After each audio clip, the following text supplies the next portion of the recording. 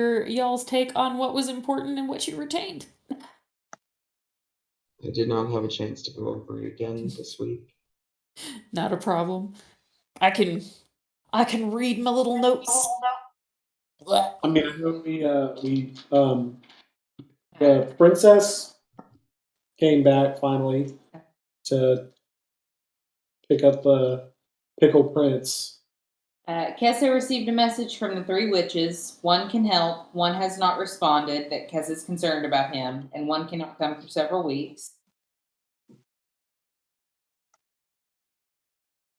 The temple clerics will keep the two guards that were pickled, keep them from decaying, I guess, for 2 months. So I would like to point out, just as a sort of side note, they aren't actually guards. Like, these aren't people that were related to the prince at all. These were members of the Wall. They were part of that underground group that tried to kidnap the prince. They were scouts that went to go check out beyond the Wall and ran into Koshe. Yeah. So how much you guys want to be involved with that is up to you. Although Paul made it clear in the last episode that he was like, "Why are we bringing these people back to life?" Okay. Yep. Like, I mean, if that's what we're doing, then sure. But yeah, Paul has no motivation for that. And leaving it in someone else's hands is always still a possibility. Thank you, you're not oblivious. And then we were looking at, wasn't there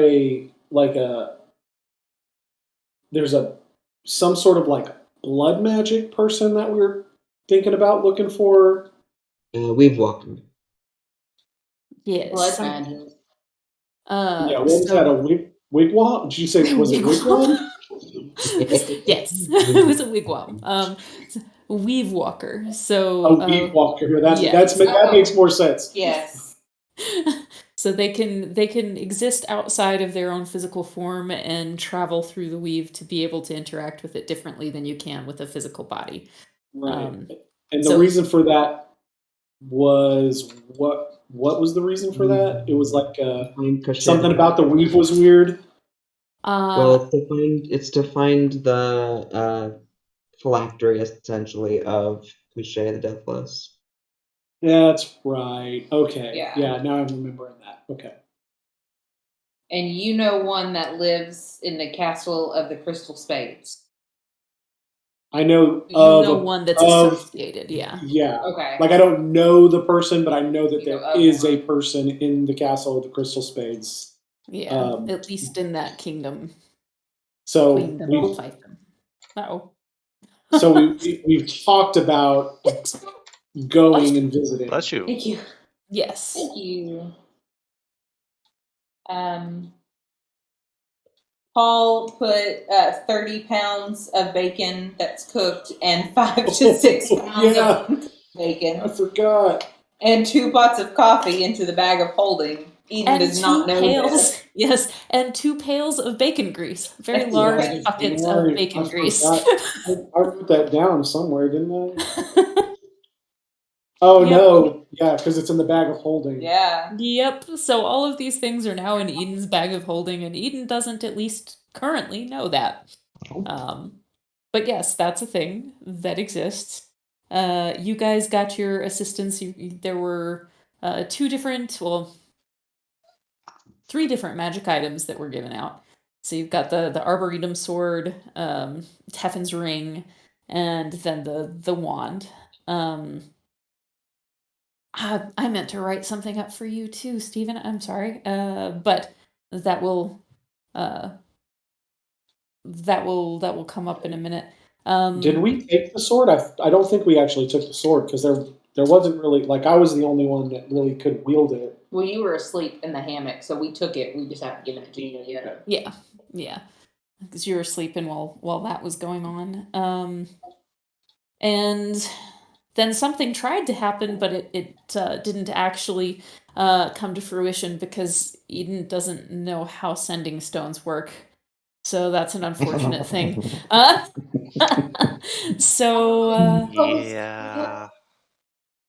Oh, it's like in your pocket, and it's in the bag of holding. It's in the bag of holding. That's right. Yep. It's been bacon. Yep. Then he's not attuned to it. or anything. So yeah, there's not any kind of a connection there that's like pinging him or anything like that. It's just glowing, just in there, kind of glowing a little bit, waiting for somebody to pick up on the other end. So yeah, that's a thing. So this is the fifth time I'm calling you. Please call me back as soon as you get this. It's really important.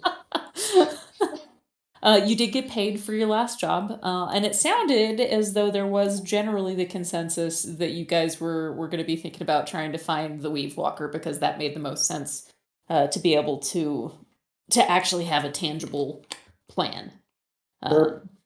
So that is kind of where we left off. All of the other stuff that I have written is kind of like inconsequential, like the fact that Paul buys the guard's affection with bacon and coffee. Little tidbits like that. So yeah, that is pretty much what went on last go round. So I'm assuming I'm still asleep on the hammock. You had woken Right. up. You got turned before. out of the hammock. I think Yeah. I think the crown princess turned you out of your hammock, if I remember correctly. I think she just actually like woke him up coming out of the room that was close by to him. I don't think she intentionally dumped him. She thought about it, and then when she asked Ivan if he was a good guard, and he said Oh, that that's he right. was actually a really good guard, she was like, never. So yeah, she thought about it, but she didn't actually just flip him out of it. Paul, the gnome you hate to love. Yeah, he did wake up rough, but I don't think it was because she flipped him out. So yeah. Oh, and Aiden is currently in the hallway writing in his journal. Yeah, I'm not sure that you had said that last time, but yes, currently, like, he has run to the side into the hallway and is feverishly writing in his journal. So yeah. Did I give you back your bag of holding, Eden? Not yet. Oh, okay. All right. Which Well, is I pull fine. out some bacon and start eating it because I Yeah. just woke up. She also fed you. You had been awake long enough that she had given you guys like a late lunch sort of a thing. So yeah, you've been snacking on bacon during that late lunch. So you are well fed, theoretically all rested, and it's like probably between 2 and 3 in the afternoon. Okay. Yeah. I will actually give Eden back the bag of holding. Okay, so if you walk into the hall and you see Eden, his face is like bright red. He takes the bag back and is like, "Oh, thank you, Paul. I appreciate it. Thank you. Yeah." What's on your face? Nothing. Is there something on my face? Yeah, you got Do I some have red shit on shit? your face. Oh, different red shit than the guards had red shit, though, right? Sure. Are you sunburnt? You look burnt. It's a temporary condition. Don't worry about it. There's Let's some grease in go. the bag if you want. You can rub it on your face. That might help. Is that I just pat him on the shoulder and I walk away. is that?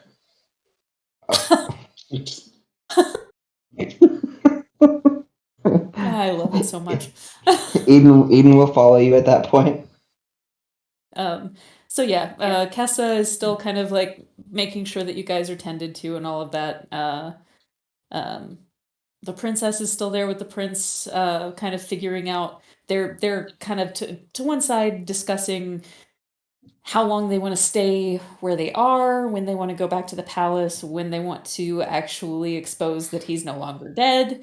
It's kind of sounding, excuse me, if you were to eavesdrop, it kind of sounds as though they're considering just leaving him dead for a little while things kind of calm and they can at least get a better beat on what's going on with Cochet. They don't think that he was actually. They kind of feel like he was a useful tool at the time, but Cochet didn't really care about him. But they're not positive about that. So they're thinking about giving it a little bit more time. So they're having that conversation while Kessa is trying to make sure that everything is well arranged with you. She did last time tell you that there might be some people that she knows in different areas that might be able to also give you things that might help you. So yeah, as far as when you want to go, what you want to do, how you want to talk to each other and work out plans, you have the floor. So, did we get paid already? Yes. How You much did did we get indeed. paid? Oh, I didn't write that part down in my notes. Like 100 gold each. 103 gold apiece. 103. Because y'all got paid while I was asleep, so I didn't write. Like Paul isn't aware that that we got paid yet. So this is Paul asking the group, "Hey, did we get paid?" Oh, gotcha. Yes. Sweet. Yes. All right. So where are we going next? Well, I have sort of arranged for us to have passage on the ship, if we can make it back to Two Rivers Run. Let's do it. It will not be the same ship that we sailed on previously, as that one is currently in dry dock and is under repairs. Okay. And that's headed where? That one is headed nowhere. It is in dry dock. So I'm sorry, Paul, but your friends will not. Although, actually, you could maybe ask them. They will be likely out of work. If you wanted to ask your Tweedle friend and his young man friend to join us. Paul looks at you like he doesn't know who you're talking about. The big rock dude. Do you remember Big Rock Man who used to fight with you? Sure, I know a lot of big rock guys that used to fight. Do you? Actually, Okay. probably. All right. That one's name was Powell, in case Eden. Yeah, if he remembers. Eden doesn't remember. Yeah. Yeah, Eden, Paul doesn't Eden interacted either with him. because you said you're friends, and Paul's like, people I fought with, yeah. Yeah, Friends. Eva and Powell. Oh, doesn't have. Yeah, the young man, Aw. Weebo? Oh, what Weber? about him? They're out of work. I was just saying if you wanted, we could probably ask them to come with us. I mean, I don't care. If you want to, we can do whatever. Okay. Okay, cool. So we're going to the boat then? Let's go. I don't see any reason to wait around unless we are needed for guard duty here. I do not think that is necessary. We will increase the guard here, but there is no one who currently knows where the crown prince and the princess are. So I know where they are. Yeah, they're over outside there. of this room. Outside of this room. So I'm just saying, don't lose them again, because I'm not finding them a second time for free. I mean, technically, you didn't find them for free the first time. Yeah, I know. I'm saying I'm not going to do the second time for free. Like, you'll have to pay me again if it happens. Hessa just kind of smiles and nods. Like, that's reasonable. I will give you some of this then to go. And she wraps up some of the loaves of bread and some of the more preservable food, the stuff that's not going to spoil super quickly, non-meats and stuff. She'll give you some of that to take with you, and ask if there is anything else that you need before you head out. You said that there might be people who could also help us with supply. Oh, yes. If you, where is it that you are intending on going? Two Rivers Run. Two Rivers Run. Okay. I have a contact there. Let me pull up my handy dandy notes Notebook. for Two Rivers Run. Yes. Handy dandy notebook to look for clues. Indeed. Clues. Oh, actually, this works out nicely. There is a young woman there, Arabella, and she has a shop obscurata. If you, she jots this down and hands it. Thea will be standing pretty near to her. She'll hand it off to Thea. If you speak with her, I believe that she has some things that might be of help to you and yours. Perhaps for your half-orc friend, as well as I think that she might be able to help you as well, she says to Eden. I'm not sure, but it is worth trying. And if not, she might also have connections that would be useful. What was her name again? I'm sorry. Arabella. In Obscurata. Wait, wasn't Arabella? Yeah, Arabella was the one that was on the ship with us. Mm-hmm. Oh, okay. Yep, she's the little gnomish lady, for anybody who would remember that, but I think Pyron was probably the only person that talked to her for very long, so so yeah. Yeah, I miss her.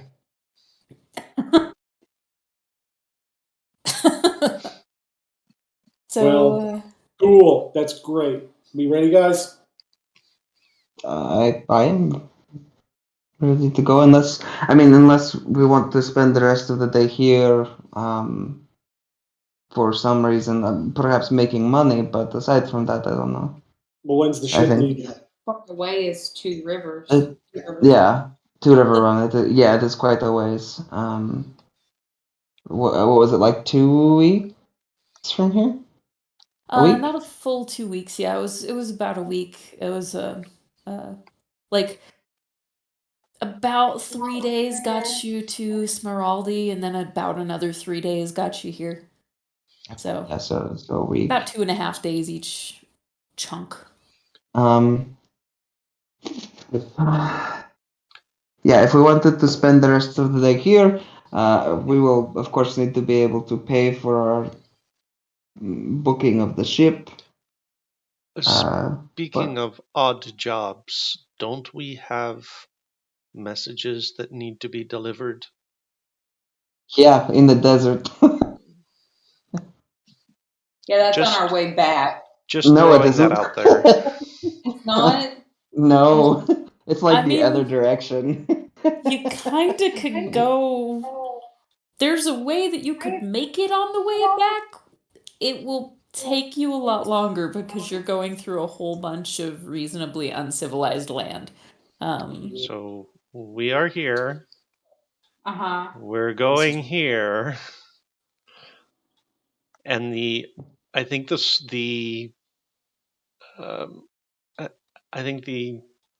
messages were being delivered here. There's a great big gap there without any roads. Yeah, it's pretty much a whole lot of wastelandish type situation. Is there airships that we can take from Emerald City to the desert spot we gotta go? Not from Emerald City, but there is. I was told that there are airships that we might be able to procure. Hang on. Not far from here.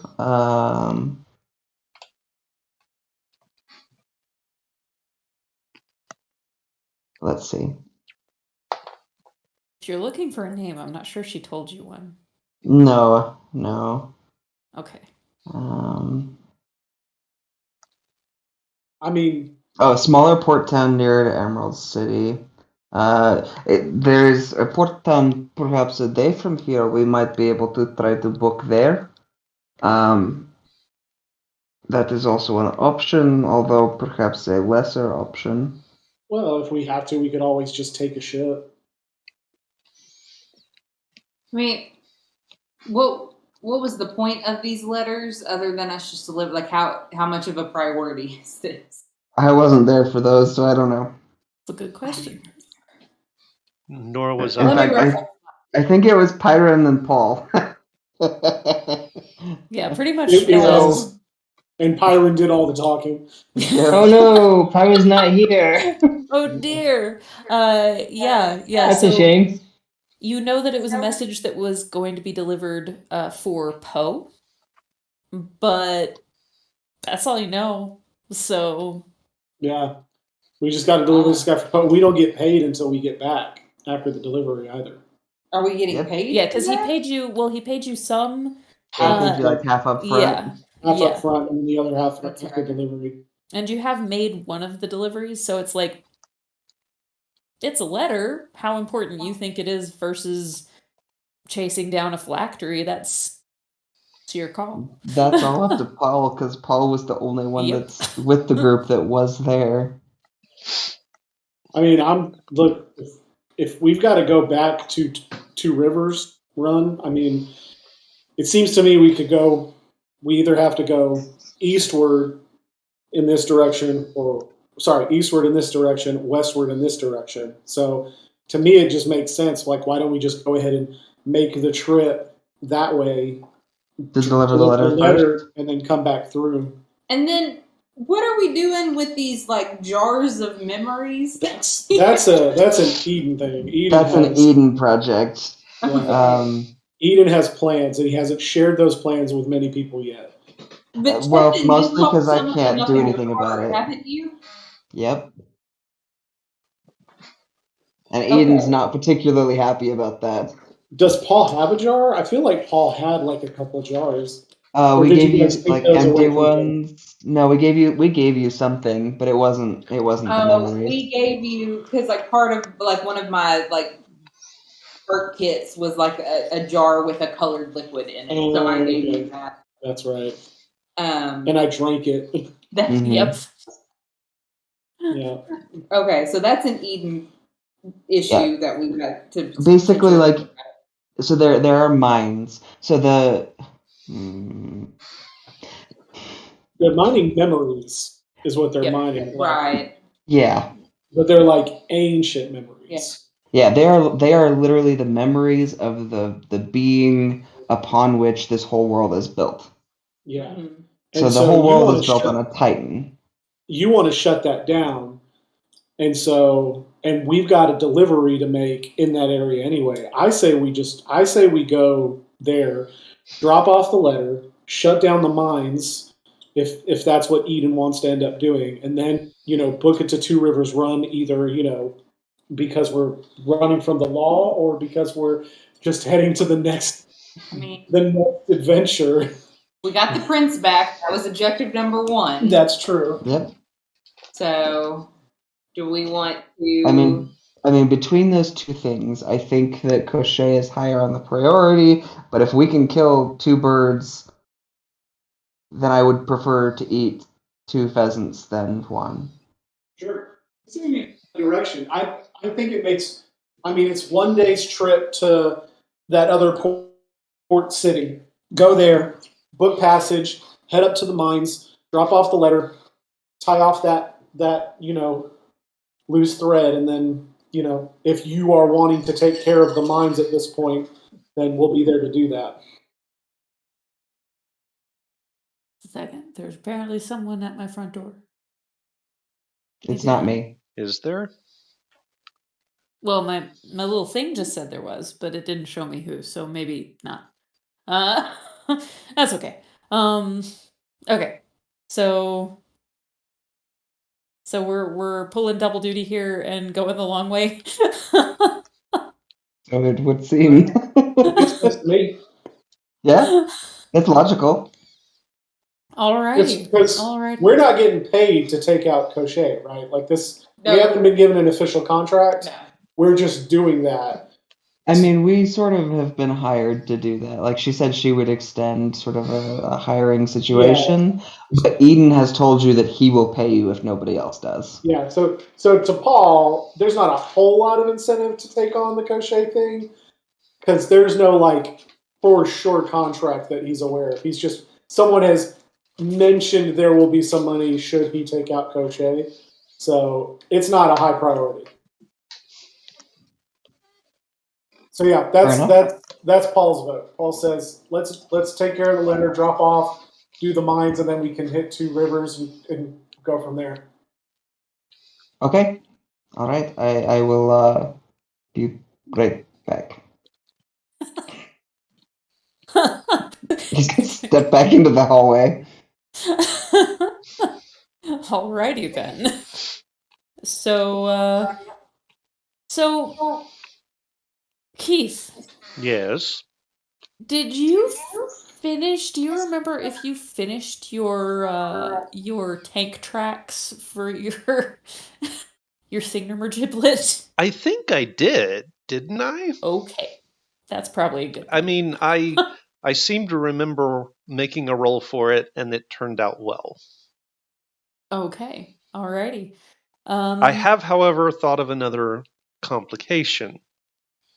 Oh, The tank tracks are going to keep the wagon from sinking. Now I need something for Quimby. Your horse. Yep. your water wings. I was thinking sand shoes. I mean, Or I mean, in theory, hear me out. You could also just make him a tank tread that he sort of walks on and powers. I think just has a treadmill. I think sand shoes might be a little bit easier. All right. So yeah, that's a thing that you're gonna have to deal with. Yeah. All right. So, there is looking at a map. If you are tracking, kind of figuring out what your path is going to be, there is a paved trail. Well, not paved, but a civilized trail. There's a road. Yeah, there is a road to Ponricton, which is on the other side of Lake Pensamento to the wall. So there's the town, a real freaking huge lake, and then a gigantic emerald wall. So that is kind of the end of the line for roadways. Yeah, so just I north of don't Lake have a map of Pomegranate. that place, so it will be yes, just north of Lake Pomegranate. So that's going to be a very theater of the mind thing because I don't have a map for that one. Here, I thought I had all my bases covered, you guys. Is that the one that has? Do they have? Do we know if they have any transportation from that area to the mines? You don't know.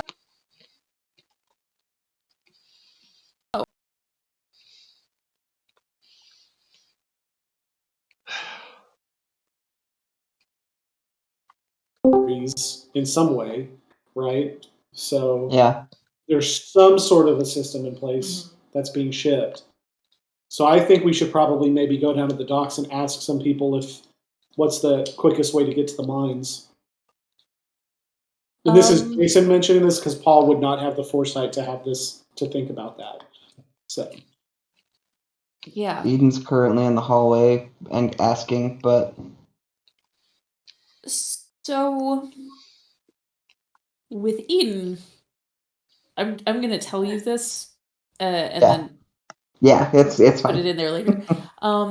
With how you worded that question, she would tell you about the port town because you weren't specific about Where?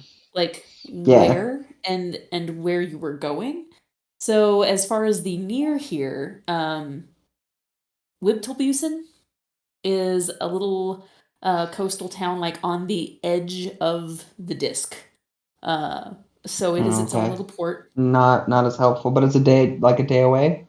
Yeah, it would be a long day, so since you guys would be setting out about now, that would probably take you till like midnight-ish getting in.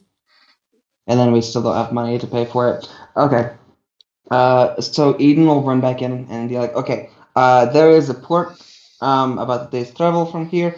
I would recommend that we stay the day here. I will go try to work up some funds to pay for a boat. We can then probably get a boat from there to the desert place, and then we can shut down the mines. But it's like a day's travel, give or take. And if we leave right now, it'll be very, very late by the time we arrive. Probably not safe to be traveling. Okay, so let's just go stay the night at our hotel spot and then go in the morning. How much coffee have you had?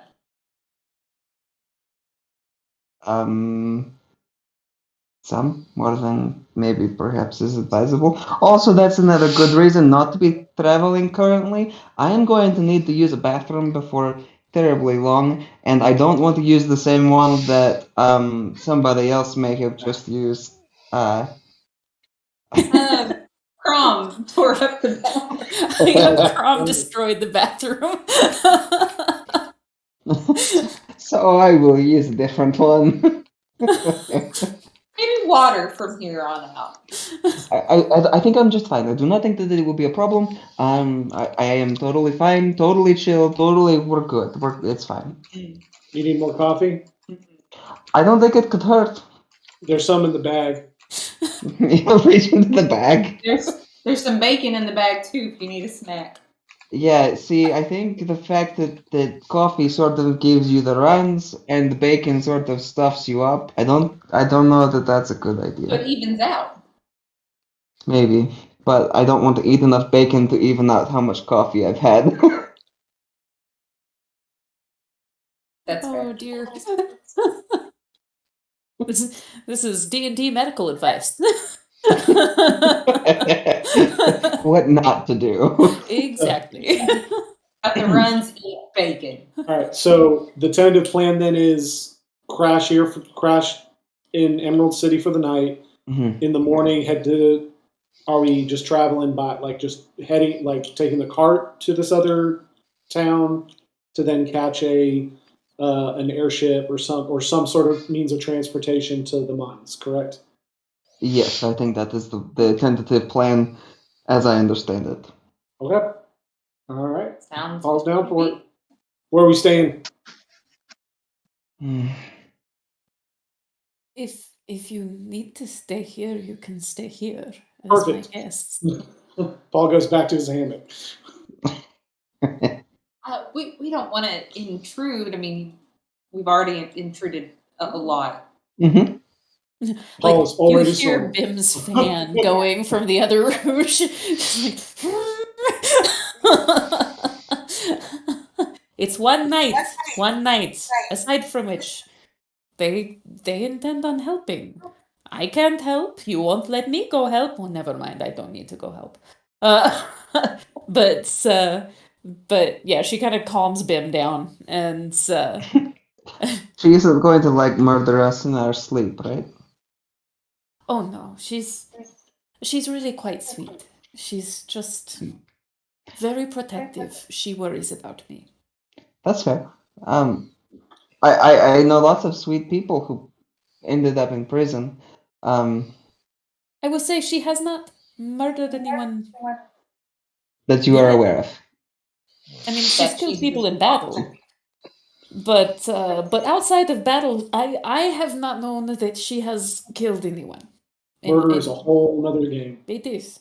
It is. She's not the type that would sneak in and smother you in your sleep. That's good. Yeah, that costs extra. Mm. Yeah, you have to pay the hospitality charge if you're into that kind of stuff.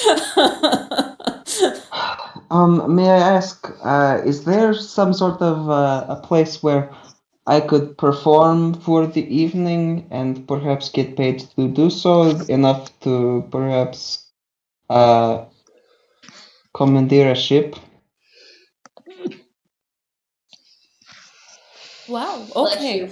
you. Thank you. Sorry. Commandeer, I'm not sure, but at least being That able might have to been a poor turn of phrase, but like pay perhaps for passage.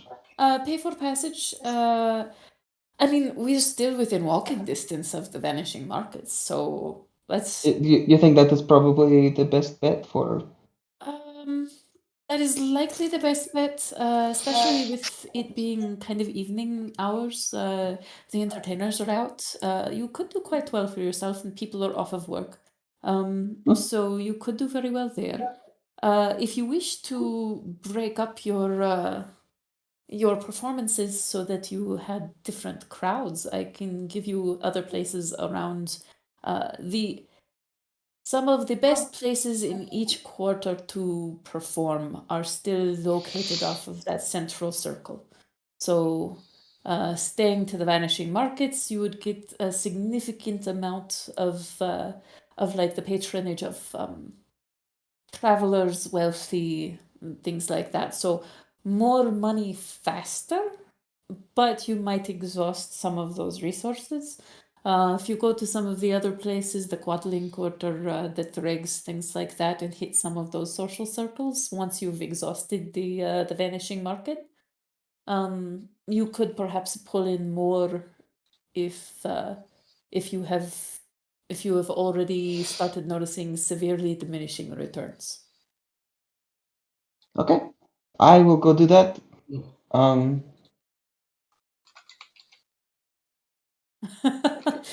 So he's going to head out to perform. I'll go with Eden if for anything, just to be away from Paul. There you go. That's fair. Teffin and Paul, are you guys doing anything specific? Paul's waiting for the morning. He's going to rest. He's had a Alright. lot of busy days, so he's filling up on some more food and then going to lay back down in the hammock and get some more rest. Okay, okay. So I'm gonna run down to my workshop / wagon and start working on some not snowshoes, sand shoes. Sand shoes? I am intrigued to see how the horse takes to these. When you Yep, put socks on a dog. Exactly. yep, it's gonna be interesting. All right, roll me your tools check. It's probably going to take more than one evening, but yeah, I'd say you could probably manage to get like a chunk done. Okay, so Maybe halfway today. so what do you want me to base that on? What do you usually roll for your builds? Is it just your tools check? So tools will give me proficiency. Yeah. Um, And given that you're an artificer, you should Right. have proficiency with this. So are we doing dexterity? Are we doing intelligence? Are we doing wisdom? Oh, this would definitely be an intelligence thing. Intelligence. Okay, cool. So that gives me with my proficiency. Okay, yeah, cool. Just had to know.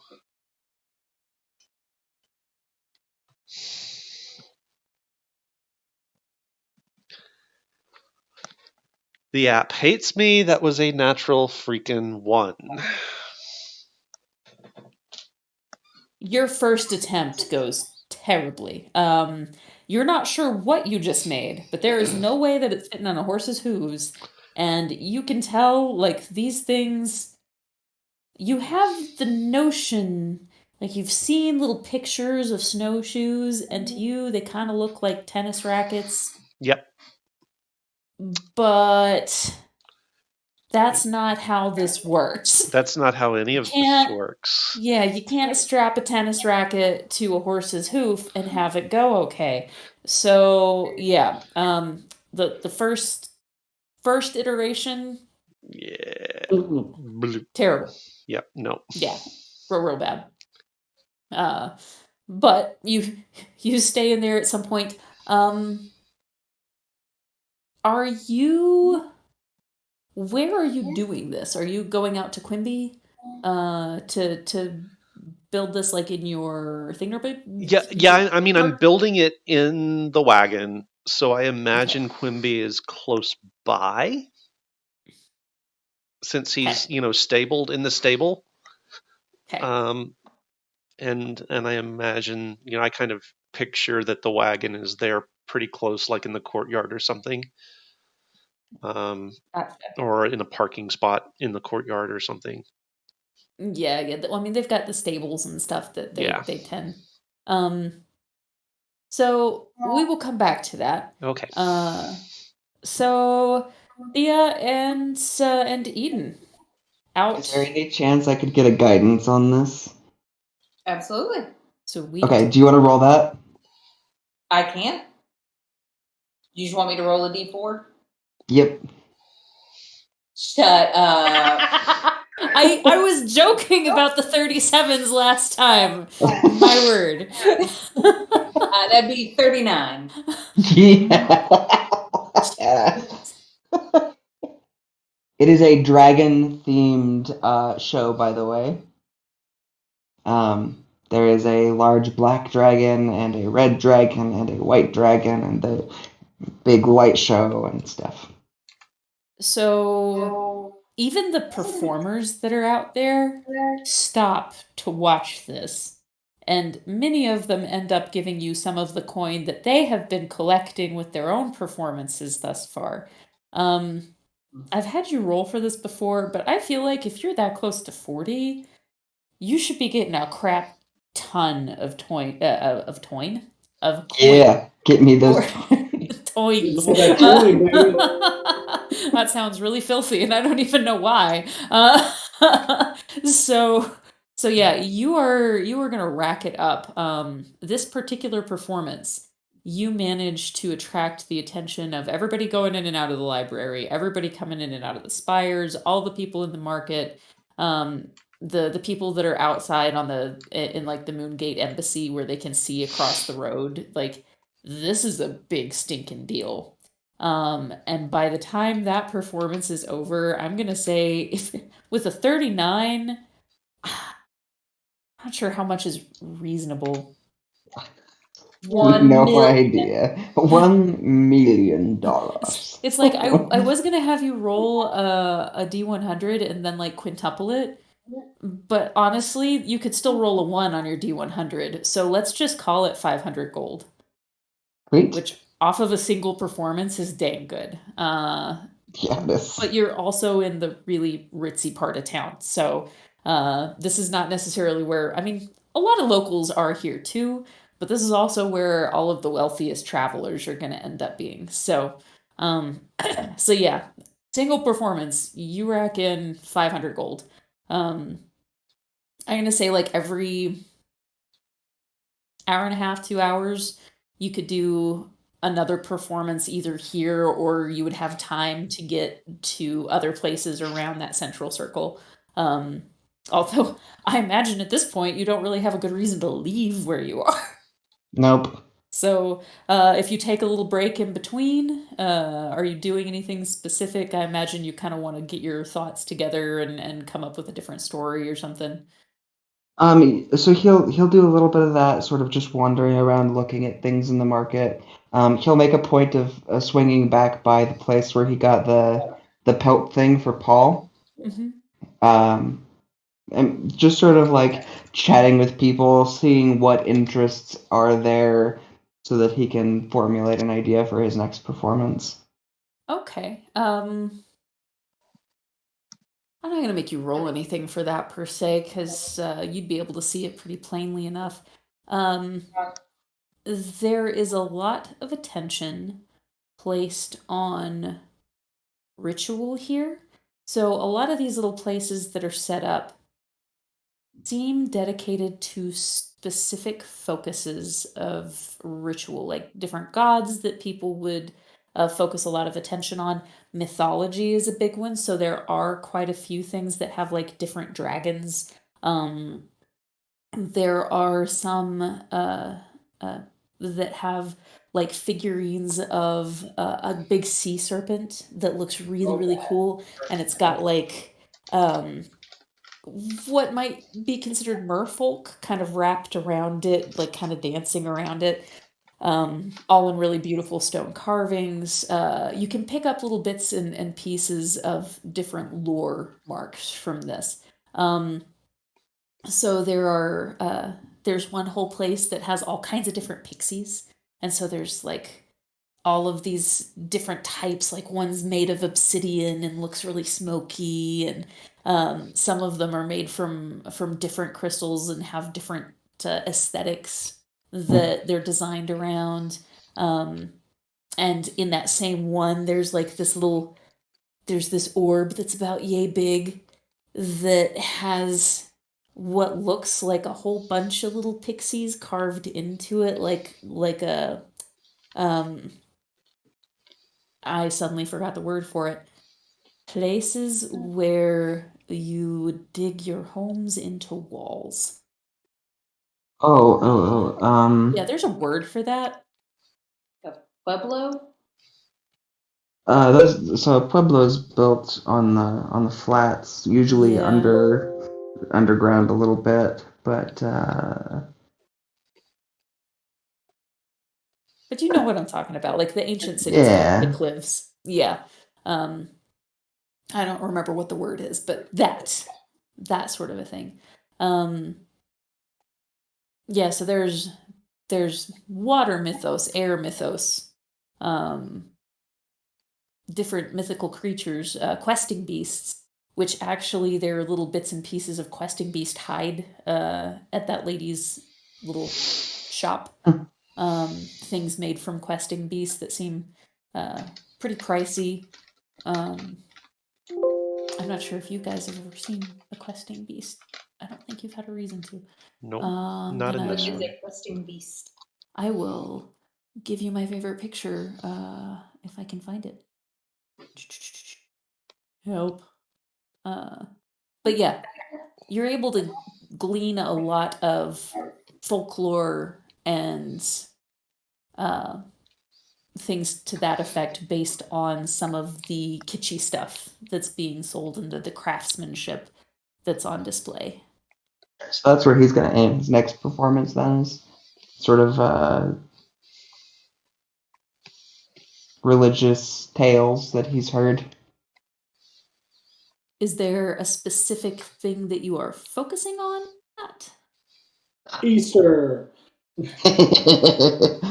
I mean, that's a little on the nose, though, but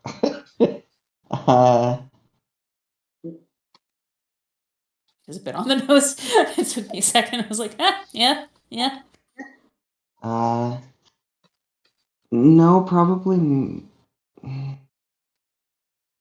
not. Not anything specific, because I don't think he knows enough about the local religions to. He doesn't want to step on toes by getting something wrong. Fair enough. So he might bring in some stuff from his home.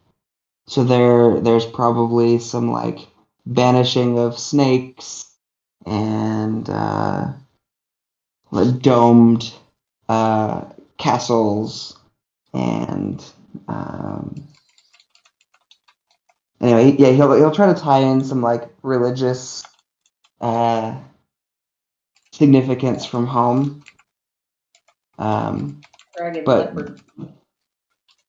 yeah, but since he doesn't know the local religions well enough, he doesn't want to step on toes that way. So he'll just focus on like religion generally, and then pull a story from probably oh, what is his name? Saint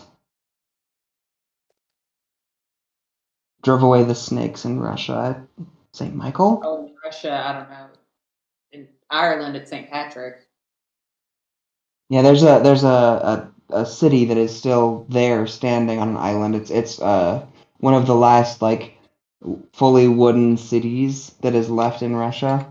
But there's a story there of how one of uh, the saints he was sainted in Russia with from the Orthodox Russian Orthodox Church sainted him. I don't think it's canon for most of the other Actual uh, Catholic like church, because Protestant or I'm sitting Catholic. here Yeah, going, I used to know my saints pretty well, and this is not. I mean, I'm St. pretty sure it's Patrick came to Russian. mind, but Yeah, I'm pretty sure it's Russian Orthodox specifically. But anyway, he drove the snakes from this wooden city, and the wooden city is actually still there. It's called Kiji.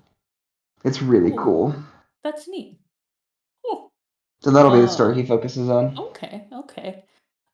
Go ahead and roll your check. See But how it goes. could I, yeah. All right. 20 plus. And I'm gonna go ahead and drop another bardic inspiration on this one as well, because the 37 was not as high as we could go. Oh, and this one wasn't as good. Freaking sane. 32. And then 32. and then 35. Okay. So my brain was like, okay, if you manage to get 37 and above, I'm just gonna give you the 500. But for this one, let's go ahead. It's still above a 30, so I'm gonna have you roll a d100, Okay. and we'll have you. You got 235, so like 35. D100. We'll say roll. that's a quintuple. Okay. What'd you end up with? Oh, 14. you know, a lot of them are still hanging in there and watching your stuff, but they've already given you their money. So Yeah. like they are thoroughly enjoying themselves. It's a great show, but they have already paid for their entertainment for the evening. So it's Yep. the same crowd, and there's not very much room for other people to come in because they are already there. So It's 56. it's a I like dramatic it. change. Mm-hmm. So yeah. But you can probably identify that this is the problem. Like there is still a large crowd around you hooping and hollering and all of that kind of stuff. But a lot of it is the same large crowd. So yeah. So yeah, that's Cool. cool. Anything you guys are up to in the next little chunk? I'm gonna say you've got probably another. I'll like if you left around between 2 and 3, you probably have another 2 performances before it starts getting a little bit later. If you wanted to work kind of later into the night, you could probably find local spots that were still buzzing uh, with the worker bees after that. But probably as far as high time, got a couple more performances. Well, as we were going around, I wanted to pick up just some supplies for travel. So, like food that will travel well. I was going to see if anybody had any like healing potions because we don't really have any healing people in our group. Mm-mm. If I've you got are 2 of them. I've got 2 healing potions, but they're just basic healing potions. Yeah, and I'm out. There's not a place. That's a thing that you're not going to see in an open air market so much, because of their value and often the fact that they're in fragile vessels. The apothecaries tend to not have that kind of stuff available, although there are some apothecary presences there, that have basic balms, stuff like that. But you aren't horribly far off from the apothecary that you had already gone to in the dregs. Like it's kind of just a hop, skip, and a jump over the yellow brick road, and up into the dregs. So you can kind of see the you can kind of see where it would be. You can't actually see the top of it. It's a little more distant than that. But if you wanted to and you didn't mind leaving Eden to his own devices for a little while, you could make it over there. Okay. So So yeah, I would just like while Eden's playing, I'll be like, "You good? I'll be right back." all right. So you end up back in the apothecary where you met Tenebros. He is still kind of he's not the public face of the apothecary. I don't think you ever got the other guy's name. But the Renethri man who runs the shop is there behind the counter, and greets you with a gentle smile and a bow when he sees you, and comes around the corner. Like it's a ghost town over here because everybody has just crossed the road to see the craziness that's going on in the vanishing market. So you are the only person in this shop other than him. And so he comes out to greet you. It's like, it's good to see you again, ma'am. What is it that we can help you with today? Good to see you too. Me and my friends are on our way out of town, and I was coming by to see if you had any healing potions or anything that would help us on our trip. I do have a couple of healing potions. Are there other things that you might need for your trip? Anything potentially that you are aware that you would find useful? We're going to like a desert place. Desert place. Cool blankets of coolness or whatever those magical items are. Magic gel that fills with water. Sunscreen. Do you have sunscreen a thing in this world? Actually, we do have Bacon potions of sun fat. protection. Bacon fat. Just roast. Just baste yourself first. It's fine. You'll get great tan. We do have potions of sun defense. It also works with light flame. Things like that. We have some of that would be handy. Potions potions of hydration. It just sounds like water. It's just vials of water. No, but Gatorade, man. right? Dehydrated water. Just add water. Exactly. There are potions of hydration that will make even a small glass of water. It will be as valuable as 10 to your body. So it will make your water supply last longer. Let's see. There is. I suppose fire breath is not the most useful in the middle of the desert. Let's Potion see. of like sun. Did you say sun protection or Sun protection, yes. what does that do? So it will keep you from burning. Also, it will reduce any damage that flames will do to you by half for 24 hours. Yes. So you said 24 hours, Mhm. and it's in a flask. It's So you could say it's SPF 24, sun protection flask 24. oh dear. Go home. You are home. That was bad, Steven. Bad, Steven. No biscuit. You don't get speaking privileges for a while. No. Probably made by Banana Boat. Yep.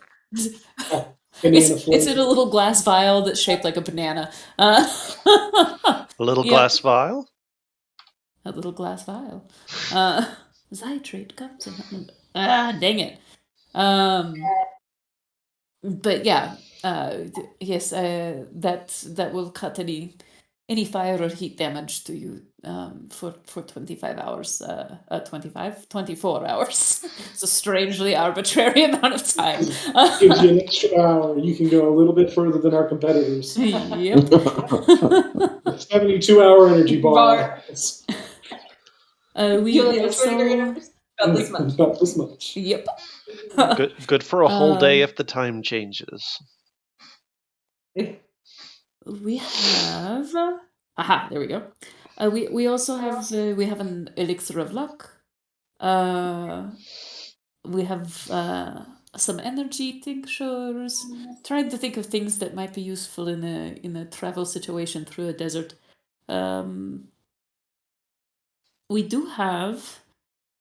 We have antitoxins, depending on what sort of animals you come across. I have a small packet that contains small amounts of antitoxins for several different creatures, but which would probably do well, because I imagine if one person is bitten by something that you need the antitoxin from, if it is a small creature, it will probably not be biting more than one of you at a time. So a single or double dose of an antitoxin for an animal is probably enough. So those are probably the most useful things I can think of. How much is that, the kit with the different antitoxins? That one is actually only that is 3 gold. Oh, okay, sure. Do you have a parasol? Are you there, Paul? There? Did you No. go in? Paul is not there. Does Paul want a parasol? All No, the way. Paul's not interested. I kind of would love to see Paul with a parasol now, though. Right? Spinning it. Like, woo. Yep. That's the potion of sun protection. It's actually he It's just just hands me a parasol. I For have you a to get the really, full effect, you have to hold it over your head the Yeah. entire time. I have a really bad dad joke that I want to tell, but it's long and involved, and Just do it. I don't want to derail things. I appreciate Any it. more than we already derail things. Right. I mean, there is that. Like, this is totally a different direction than I thought we were going tonight, so Yep. it's all That's good. right. There's still a possibility we won't go to the desert. So, Yeah. knowing our party, There's like, a we might non-zero walk in and chance say, you're not "No." actually going to be in the sand because you might just find yourself a different mode of transportation that doesn't even require passing through there. So Yep. there's definitely a non-zero chance at this point.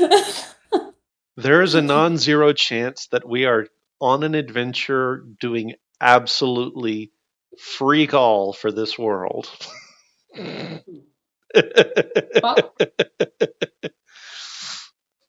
You're just not saying. wrong.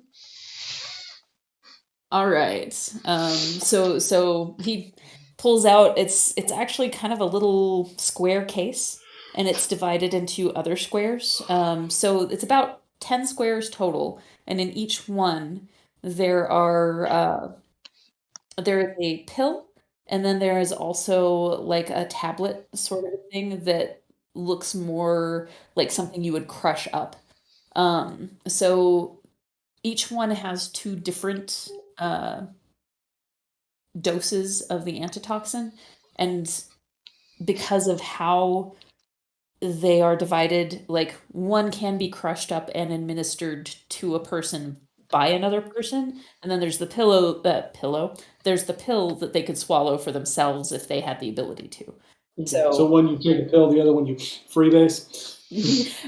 Like, he does instruct you that that you would have to there's a little syringe looking thing that's in the bottom of the case, and like that's your EpiPen. Like, crush it up, mix it with water, EpiPen it.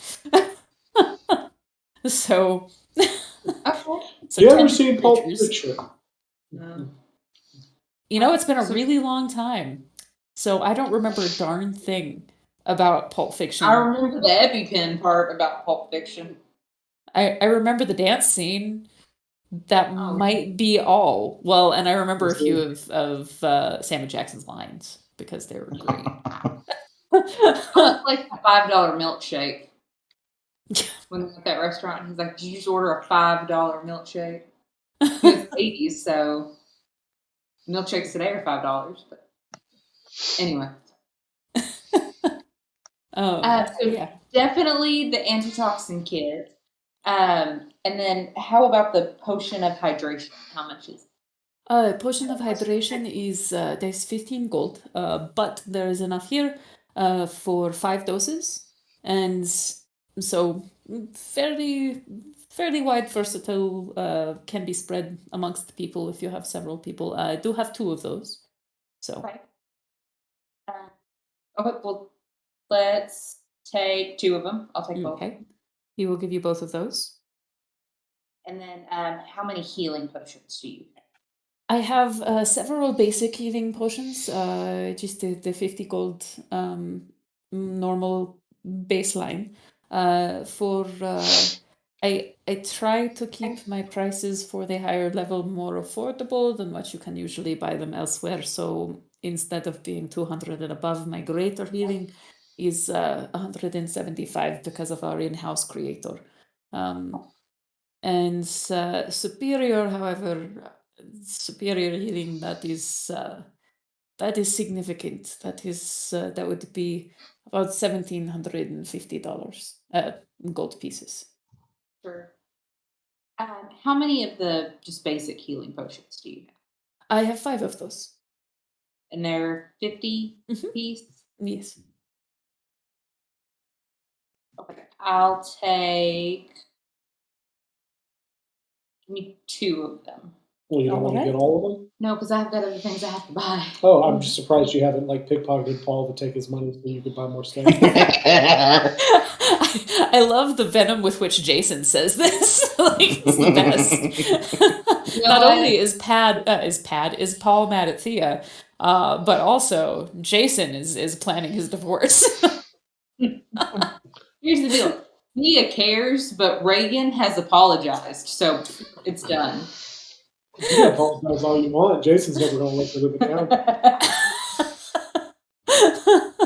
I could tell the moment you got caught, you were like, "Oh no, that's really embarrassing. I kind of feel bad." And I was like, "This is good. I'm going to use this." Oh, that's amazing. So yeah, he'll hand over the two hydration potions, two potions of healing, and you've got your little antitoxin kit too. Okay. So that is 133 that I will pay him.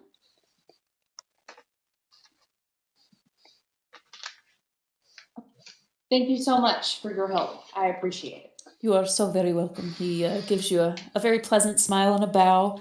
Like, do come back when you are back around town. I am positive that that we will have more in stock, especially if you do very much traveling. I would be very happy to help you in any way that I can. Thank you so much. And so I will be back for, I'm sure. he just kind of I just realized watches you're as not you here. go, and Okay. And then I would like to, if I found a shop somewhere close by, I don't want to go too far off from Eden, but just remembering that I'm a drow and we're about to go out into the desert. Is Good. there any Solid place plan. that had like not a full on clothing? Yeah. Like something for clothing that would have like a shawl or something. Like, I mean, I have a cloak that has a hood, but I imagine it's not very protective. So actually, there are some different clothiers there. There is a place. There's not a place right there by you. There are some places in the Vanishing Market that sell clothes, and they've got like hoods and stuff like that. So you could find a cloak. If you ask about an actual clothier, though, I'm not sure if you would, but you would get different information. So if you're wanting something specialized for yourself, then I don't know if you would think to ask or if you would just be trying to piece something together off of the things you could find in the market. We're just trying to piece something together. Okay. It doesn't have to be fancy. I mean, would I know, like, is just a regular cloak, is that going to be enough?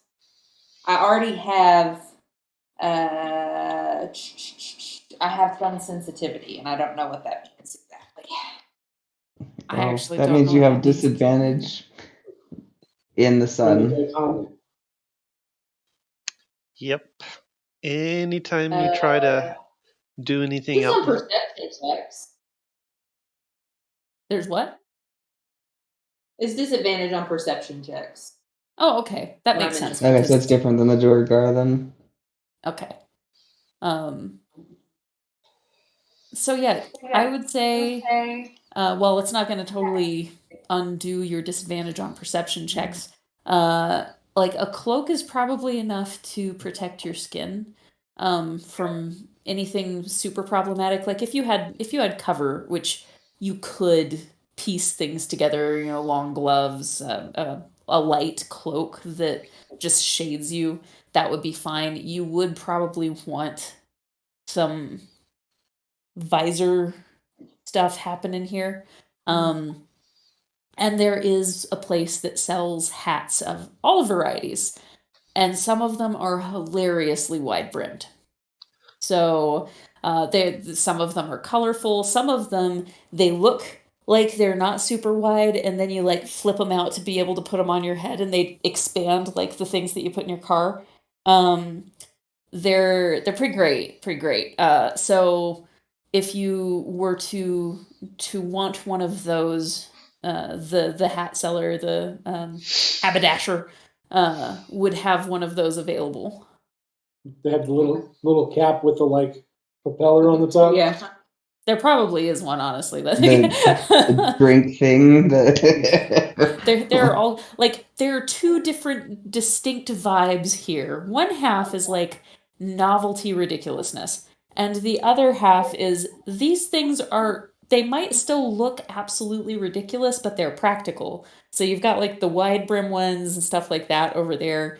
The things that fold up really small and then poof out. But then you've also got, the college kid beer pong hat and the thing that looks vaguely like dreadlocks and has all the Jamaican colors on it. So yeah, All there's that with the 2 cups and the straws. yep, exactly. So So there's a wide variety to choose from. So I feel I must point out that sunlight sensitivity is disadvantage on attack rolls as well as perception checks Yeah. when you, the target of your attack or whatever you're trying to perceive, is in direct sunlight. See, that's a problem. Yeah.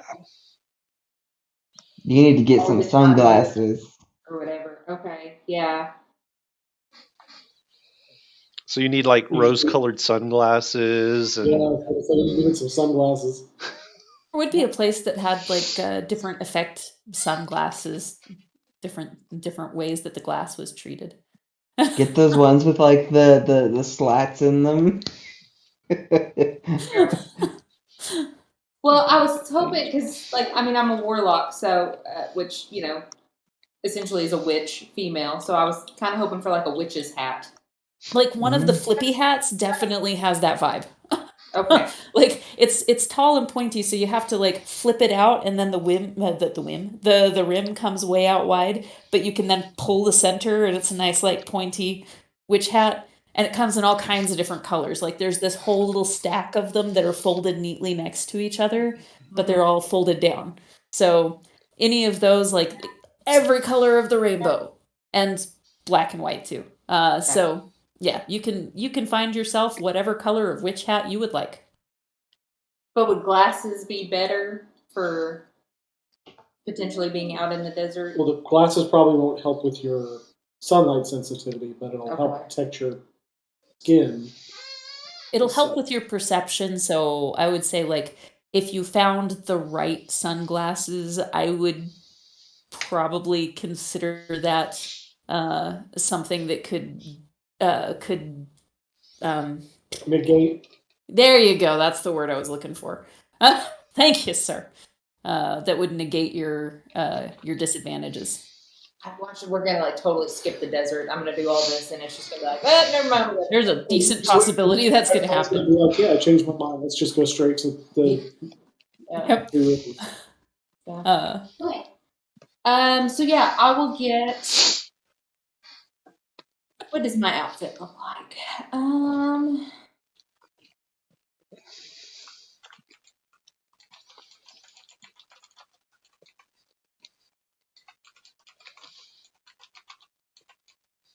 I will try to get, if I can find one, a light purple colored witch's hat there's that will absolutely one. Yes. that matches my eyes. There's a lovely light purple lavendery witch hat that stores really nice and tight when you want it to, that flips out and becomes this big wide brim witch hat. Fabulous. Love it. And it's Love it. like only 2 silver. So it doesn't really do anything for you mechanically other than just protect you from the sun. So And then the glasses, would I find some glasses there as well? Or yeah. And that would be like there's a risk that these could get broken pretty easily and things like that. But for the level of protection that you need, there are some different colored glass available and things like that. Any of the ones you can find them in most different variations of blue and red, and some that are more black lensed. They are all 25 gold.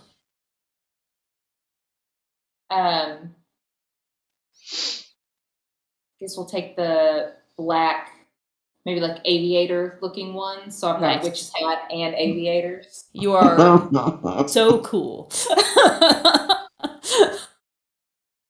Epically cool. And hopefully somewhat better prepared for the desert. There you go. There you go. And then just some, like I said, just some general, just supplies, food. I mean, hopefully everybody's got water skins we can fill up before Yeah. we go. Yeah, easy peasy. Like that. So yeah, you could spend if you spend like 5 gold each would give you what is that, like about a week's worth of rations? Something like that? Roughly? Depending on how fancy you're going for. I want to say they're reasonably nice rations if you're doing like 5 gold a week. I mean, they're still rations, but they're better than your average stuff. So, so yeah, depending on how much you want to get for everybody, you could go as crazy as you want to. I don't know what your pocketbooks looks like.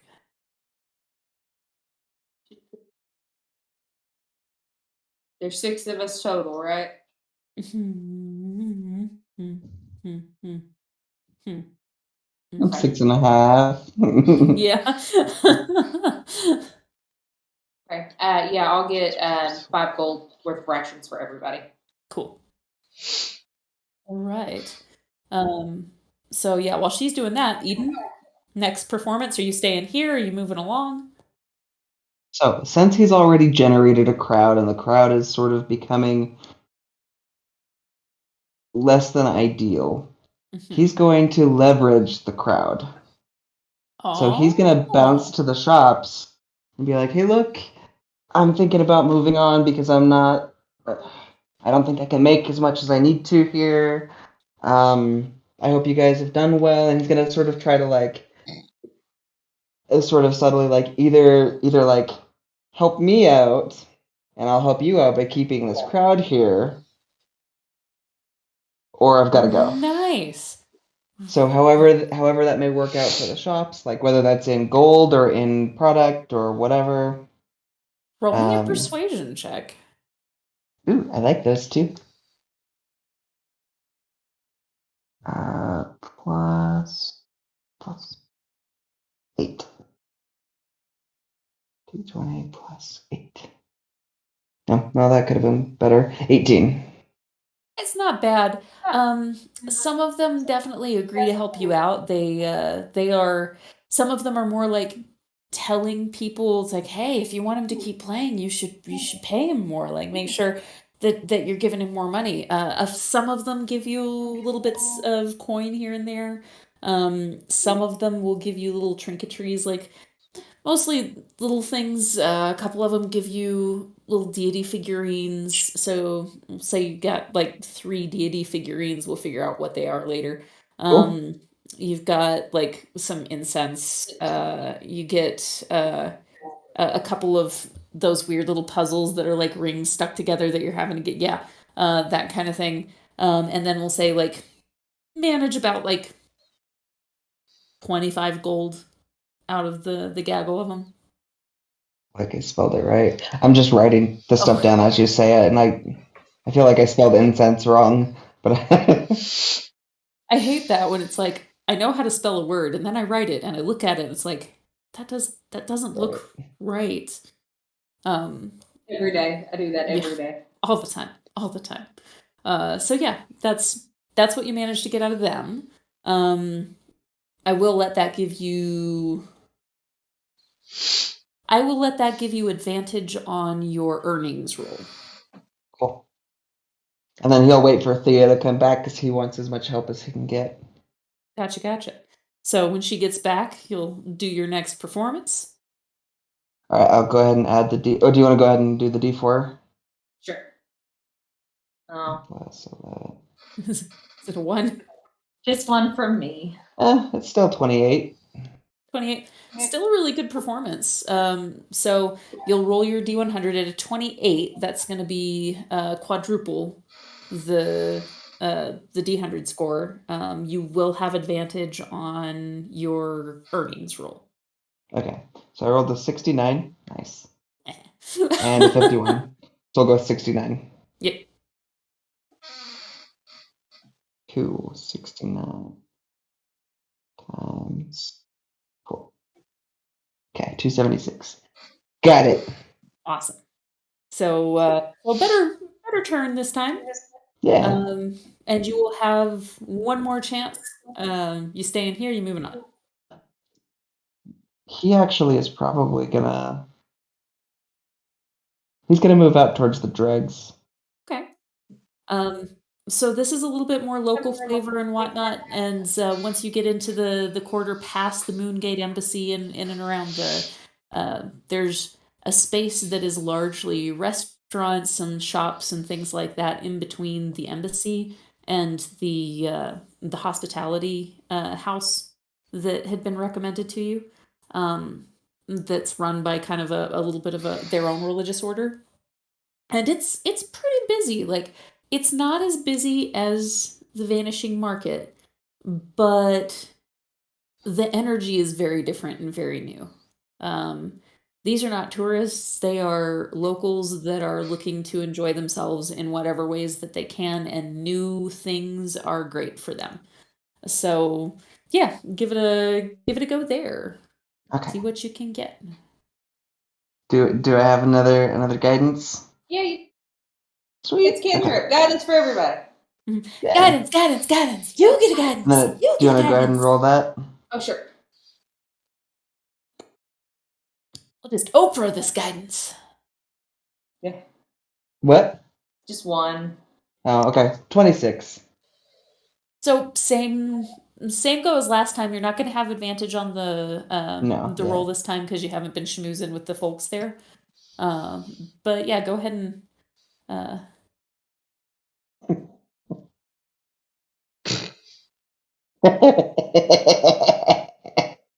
so while the energy is different, what you didn't take into consideration is that a lot of them were there for that first performance too, because it's not that far away. Yep. So they are adequately impressed by the performance, but you already have their money. But I should not have repeated the same thing just because I moved. Yep. Just didn't work out the same way. But yeah, that's all things considered. You still racked up a good amount of money tonight. Yeah. So yeah, good job. Anything else for you guys before you head back and kind of rest a bit? No, I think that's I'm it. good. We got supplies. You got Awesome. money. Awesome. Teffin. I got Yeah, you got an amazing hat, some great sunglasses. It looks good. You realize it's nighttime though, right? Oh, yeah, but I really like it. I wear my sunglasses at night. Yep. I'll put my sunglasses, but I keep the hat on. That's It is right. an amazing hat. And it also enforces your personal space bubble pretty well. So Teffin, Bim comes out, like, after being kind of frustrated. She's coming out and just sort of like looking at the horses, taking care of them a little bit, finding her little peace outside, and she hears you swearing from from inside the cart, and you hear her kind of as she holds on to the door and kind of peeks around. Are you in need of assistance? Well, I'm working on this project, and my first attempt was a dismal failure. I sort of gesture over to the wagon treads that are sort of rolled up and coiled up and secured against one wall. So I have a way to keep my wagon from sinking into the sands, but I need something for Quimby. Ah, I So see. I'm working on this idea, and I sort of lay out for her what I am envisioning for the horse. Something to strap to his hooves to keep him from, distribute his weight, keep him from sinking in. I see the problem here. She's gonna kind of point out some areas in your design that could make it work a lot better. Okay. Um, Go ahead, and she's gonna help you out, so take advantage on this shot. Um, Okay. you've busted some hours on the first try, so you're not gonna get as far, but you can get a better start. Okay. So 22. Oh, yeah. Okay. So this is coming together much better now. And she seems to also be happy that she has a project to distract her from her concerns. Um, so she's helping you construct as you go. Okay. I'm not sure if there's anything that you bring up talking or anything like that, No, but gonna focus on the work.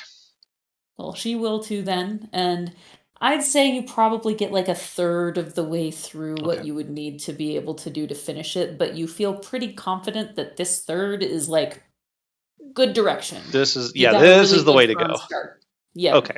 Yep. So now you're on much better footing. Paul, are you just resting? Do you wake up at Yeah, some just point and engage waiting with for something? waiting for the morning for us to start our adventure. Cool. So the rest of you are able to do what you're doing and come back. Um, any conversations that need to happen, anything like that before you bed down for the night and head out the next day? Eden would probably check on Tefan and see if there's anything he needed as far as help with his current project. No, I had a little rough start, but I think I'm going the right direction now with Lady Bim's help. And yeah, I'm at this point I'm just kind of cleaning up and about to head up for the Okay. night. Do you need any extra materials I or anything of that I nature? don't think so. I think I'm fine. Okay. Well, you let me know. Thank you. I think we probably garnered enough funds tonight to make to make our trip. Okay. Have a good night. Sleep well. I'll be up shortly. Thank you. Mm-hmm. All right. So I'll finish tidying up and then I'll go check on Quimby and then head on up to the room.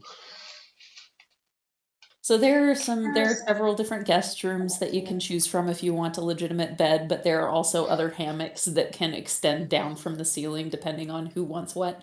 Um, like there would technically be enough beds to fit all of you. Dibs on the tub.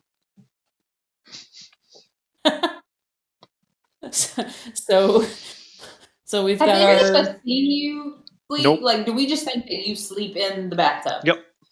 I mean, Okay. technically, it kind of does.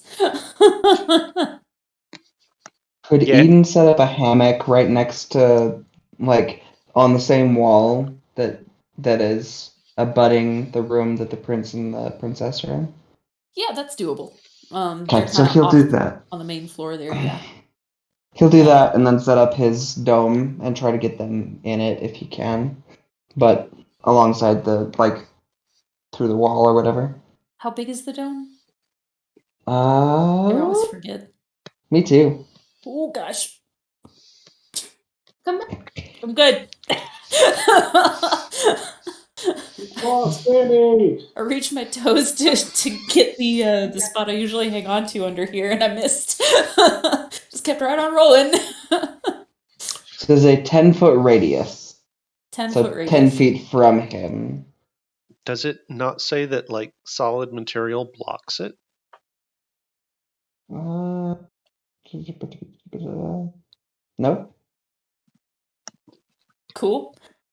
I'd say yeah, you can probably get the bed into that 10 feet. Now the way that this is situated, you're not actually going to have your head right next to the door this time, so it should protect you That's from good. concussions. Uh, so yeah, it's kind of right up snugged against the wall, so you'd probably be able to get them into it. It'd be all right. Sweet. Cool. So yeah, you're able to all bed down for the night and get a good night's sleep.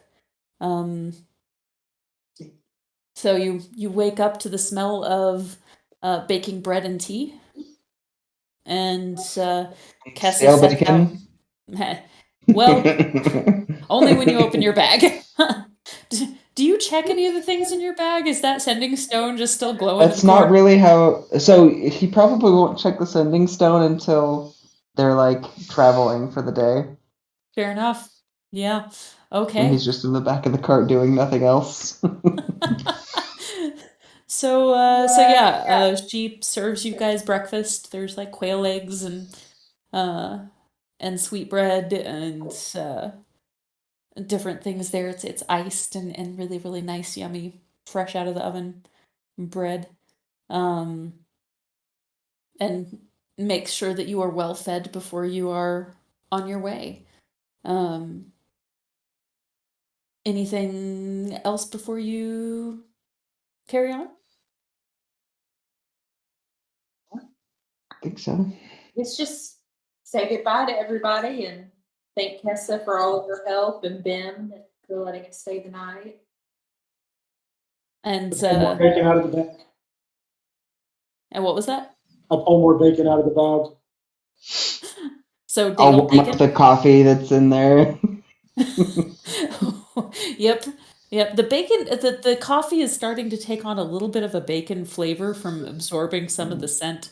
Honestly, there are probably worse things in the world, It but is, however, cold and yeah, it's just starting to get cold. So cold. This is bacon. pretty standard fare, I think, for Eden and Paul when they're traveling. yeah. Eden doesn't like Shocking. it, but if they're like, he'll pay for expensive stuff when they're in town. But if they're traveling, I think he and Paul probably just eat bacon and coffee. We eat what we kill. We just do it basically. Yeah. Yep. Yep. So yeah, at least right now there is nicer stuff available, but yeah, you've got your morning. Like, Bim does apologize to Eden for being edgy the day before. Um, It's all she'll right. I told you. I will return whatever you give me. You do not need to worry about apologizing. All is well. Thank you for that. I appreciate it. Um, Kessa will wish you guys luck and let you know that next time you are in town, if you need anything from her, uh, to make your presence known either at the gates there or where she volunteers. Which I must say, I really love that nobody thought to ask anything about that place, but that's fine. Oh, the place where she volunteers? Yeah. But that is a-okay. It's like it's called the Corridor of the Gods, and nobody asked any questions. Yeah. Paul is not a curious guy. That is okay. I That's mean, probably a Thea thing. Thea probably should have asked the questions, but you were a little distracted. There was a lot going on. It just amused me. So yeah, you guys can load up in the cart, and it'll be you'll be there by the evening. It'll be a long day of travel, but you'll be there by the evening. Anything happening in transit particularly? Well, actually, the very first thing is when we get down there and Teffin is sitting up in the driver's seat. He's going to look at. I'm assuming that. I'm assuming that Eden is sitting on the front seat next to him. Uncomfortably close. Yeah, like So right up against you. where are we going again? I already forgot the name that you told me. It is. Thimblewinter. I like Thumbelina. Whipselbeeson. Gesundheit. Wait, so we're not going to Lake Pomegranate. No. We're going there because Paul had the brilliant idea that we might be able to get the ship from there to take us to both places. So we can load up your cart and then we can fly over the desert, make our drop off, stop the mines, and then head from there to River's Run. Okay.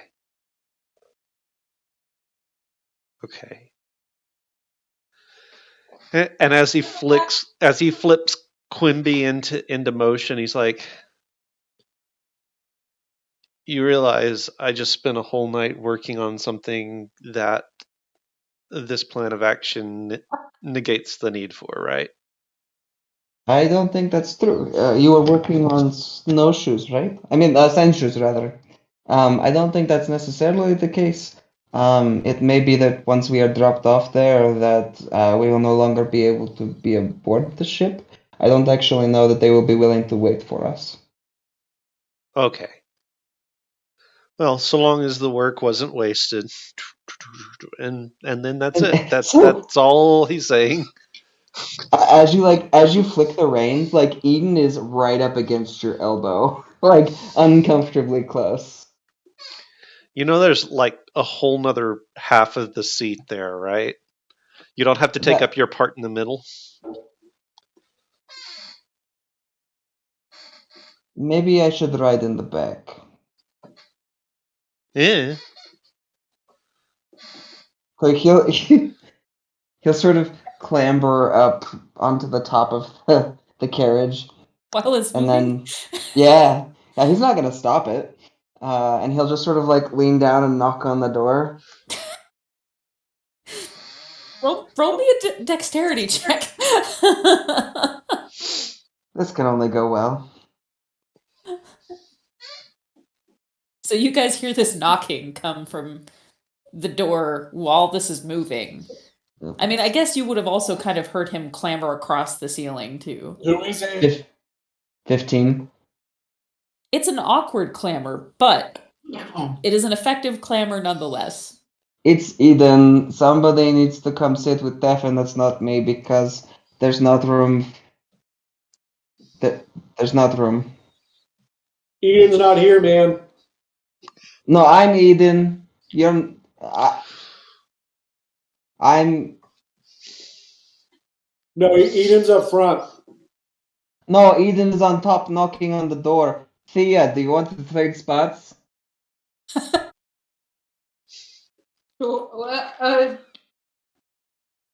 open it. I don't know if I can climb up there and out, but we'll try. Oh, Eden, hey. Someone was Hey. asking for you a second ago. Yeah, yeah. Paul's not here, man. Oh, I'm here, man. Hey, Paul, would you mind giving Thea a hand and I will help her clamber onto the top of this and she can go to the front and sit by Stefan? We're all gonna end up like sprawled on the ground. Yep. You want me to just go up there? Sure.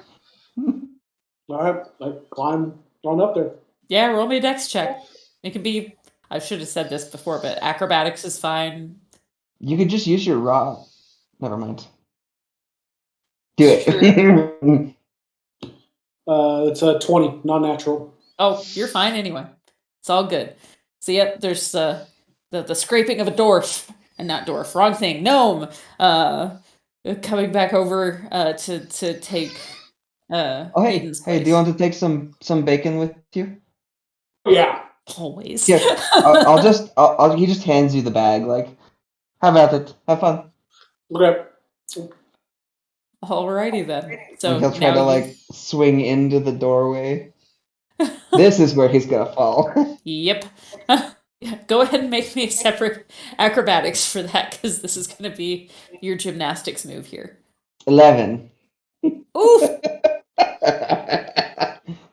So you see him try to do this elegant thing where he grabs a hold and like back swings in, and his feet go in, but he doesn't quite make it all the way in before letting go, base planting on the edge and then skidding out onto the ground outside. Does he actually grab him before he falls to try to pull him back in?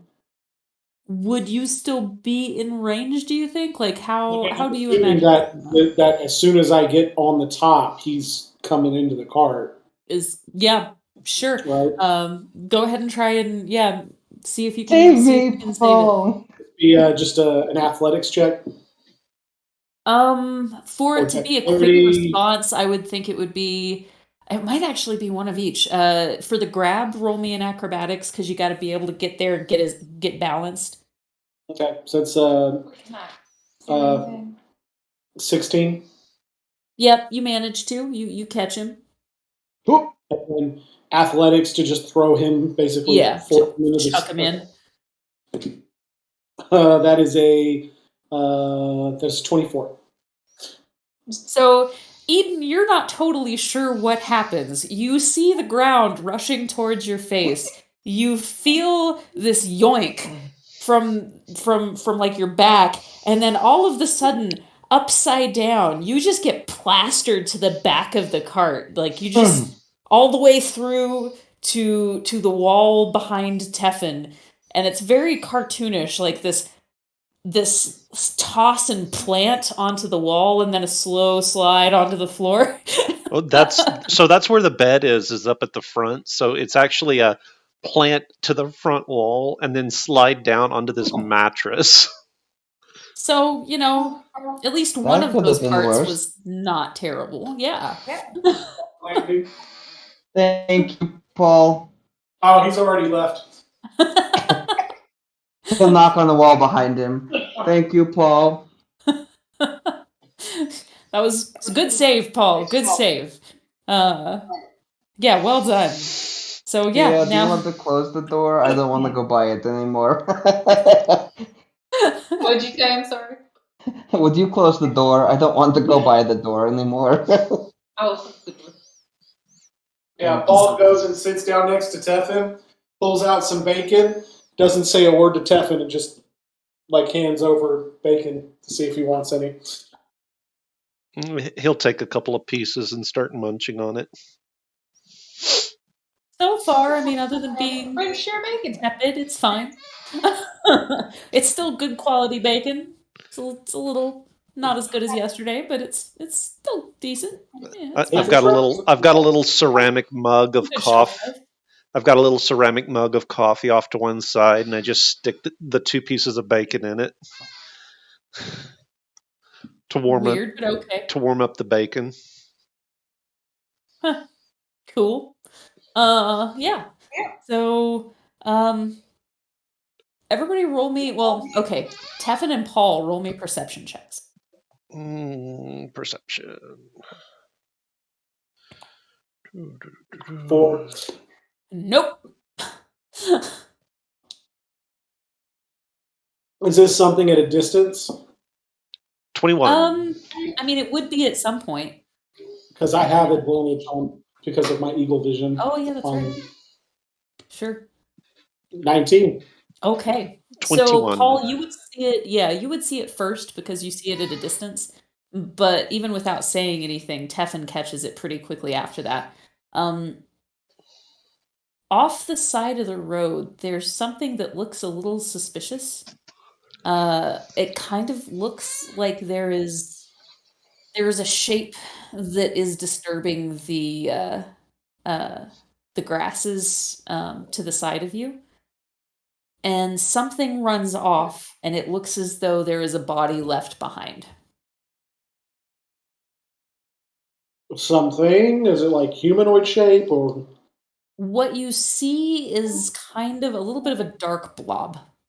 It didn't seem to have a discernible form. What you would have thought would be it almost looked like a shadow. But it didn't really have the form of like this is a shadow of a person, this is a shadow of, it just kind of looked shadowy. Uh, and then that rustled off, and there is now a body or what might be a body in the Okay. grass ahead. Stefan, are we going after that? I don't know that we need to go after it. I'm a little nervous because the last time we stopped to help someone, we wound up not helping them quite so much. So I'm a little leery of this whole situation. but I suppose we really should stop and see if there's anything we can do. I'll go check it out. How far away is it? As you're having this conversation, you're getting closer and closer. So, like, you're at the point that if you wanted to, you would want to slow down because you'd want to. Yeah, and I will. I'll start slowing us down so that we can. I'll bang on the cart and be like, "Hey, there's something out on the side of the road here. Get ready!" And I jump off the cart and I like speed to the disturbance in the grass to see what's going on there. Okay. And Um, I'll use my eagle like speed that I have to get there super super fast. Awesome. So while the thing has rustled off into the woods deeper, you get to the body very quickly. It does not look like there is anything that you can do at this point. It looks as though all of the blood and water has been sucked out of this body. So it is practically a mummy, but you can tell there is a little bit of a trail for a few feet of ooze. Like, this is still a fresh kill, even though it looks like it is not. Do I recognize? Have I seen anything like this before? Or is this like brand new?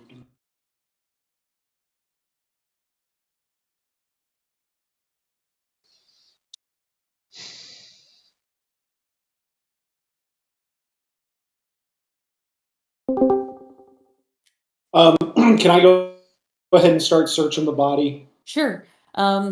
Normal traveling fare. He's got some rations on him. It looks like he was just walking by foot from one place to the other. So he's got like uh, a little bit of a roll tent that he can put up. Um, Basic rations. He's got some jewelry that would be kind of identifying for him. The wedding band with an inscription. A few little bits and bobs here and there. Pocket watch. Coin pouch that's got about 50 gold in it. Um, like decent traveling clothes. They're not super high end, but you can tell that he probably has some experience in having to walk around a good bit and travel about, because he did at least invest in some high enough quality stuff to keep him comfortable. Okay. I separate things that are um, like not necessarily like valuable, like the rings and stuff like that. I'll leave on him. I won't take like I'll remove the gold pouch, but I'll like leave it where it's like sitting next to him. But I'll take things like the rations and like if he's got like a water skin, I'll take the tent as well, and put those in a pile separate. Hmm. And then on him, you mentioned rings. Is any of them like a wedding band or anything like that? Like that would identify Yeah. him as like having a partner? Okay. Yeah, one of them is an inscribed wedding band. One of them is a pocket watch that looks like it's probably been handed down a bit. So probably like a family thing. There are a few things. Um, there's a ring that has a seal to it, kind of signety, but not like royal. That you could use to press into wax seals. Um, and it's got a kind of unique crest to it. It doesn't respond. It doesn't correspond to any organization that you personally know of, but it kind of looks like an organizational seal sort of a thing. Um, and then everything else looks a little bit more general. There's a coin attached to a chain that he wears under his shirt. Um, Just a gold coin, any insignia on it or anything? It doesn't have the same markings as the ones that you see through town mostly. It looks really old. It looks like it might be like an antique coin. Um, it doesn't necessarily have any inscription or anything, but it does look kind of unique because it is so old. Okay. I take that and then like the identifying rings and put that in the pouch Okay. with the gold. And I'm assuming it's probably at this point everybody else is, you know, moving up. So they'll probably Yeah. see me start this process. But I will have taken all the things of value, put it in the pouch, and I will put that pouch, like I will tie that pouch to my waist. Okay. Hide it from Thea.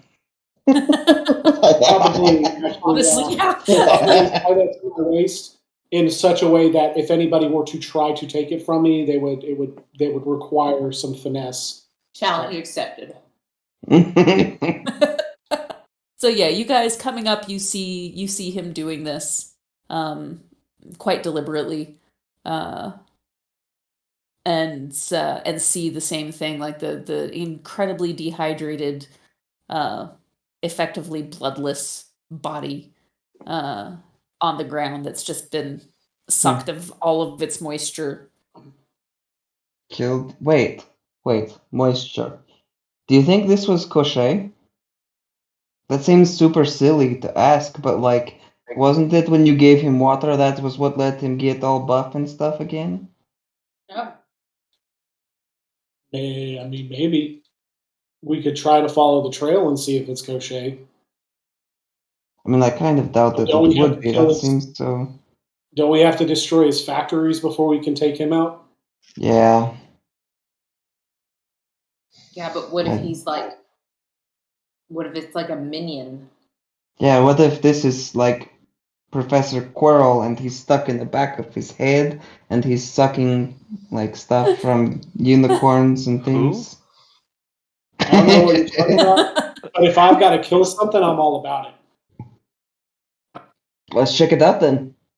Okay. Well, before we do that, I take my cloak, the cloak of the cheetah, and I lay it down on the ground, and I pick up the body and I put it on the cloak and wrap the cloak around it, and like I'll take like some rope or something to fasten his legs and fasten the cloak so that way it's kind of sort of like a makeshift body bag of some kind. Okay. And then I'll pick it up and I'll literally carry him to the cart to go ahead and get him put into the cart. Do we All not right. want to bury him here? I just don't know. Well, he's obviously walking towards this next town. So if anybody might know who this guy is, they're going to be in the next town. That's fair. Sound logic, Paul? Should we do something to? I don't really have anything. We don't. But how do we know he was walking to this town and not the town that we just came from? Because this is the direction we're going. So he's either walking to this town or from this town. Yeah, I mean that seems logical to me that he would have at least had to pass through, but I don't know. I don't see a reason not to. I'm trying to separate like Jason knowledge and logic from like Paul's like stuff. Because in my like Jason's head, it's like he's got a full pouch of gold and he's literally traveling with no items. So he's obviously coming from the Emerald City having sold something and traveling back to where he wants to go. So Fair. but Paul would not. Yeah, but he would probably know like the basics, just the little survival-y components of like, Sure, he's well, traveling. you gotta have somebody there because you're either going to it or you're coming from it. So that still makes sense. Yeah. So he'll put the body in there and be like, all right, we'll drop him off and see if anybody knows him. And then you guys want to go find this thing that killed him and kill it? We Let's do can it. also just keep going. I'm not bothered either way. I mean, something to kill, right? Let's try to track it for a little bit, just so it doesn't, come across a kid or something walking around out here. I don't know if there's going to be many kids around here, but point taken, yes. Okay. Well, who knows how to track things? Before we do that, so, Nate. Nate is the desiccated corpse. What? You talking to me? You wake Yes, up and I'm you're in the actually back talking to you. of a cart wrapped in a robe. Yes, exactly. No.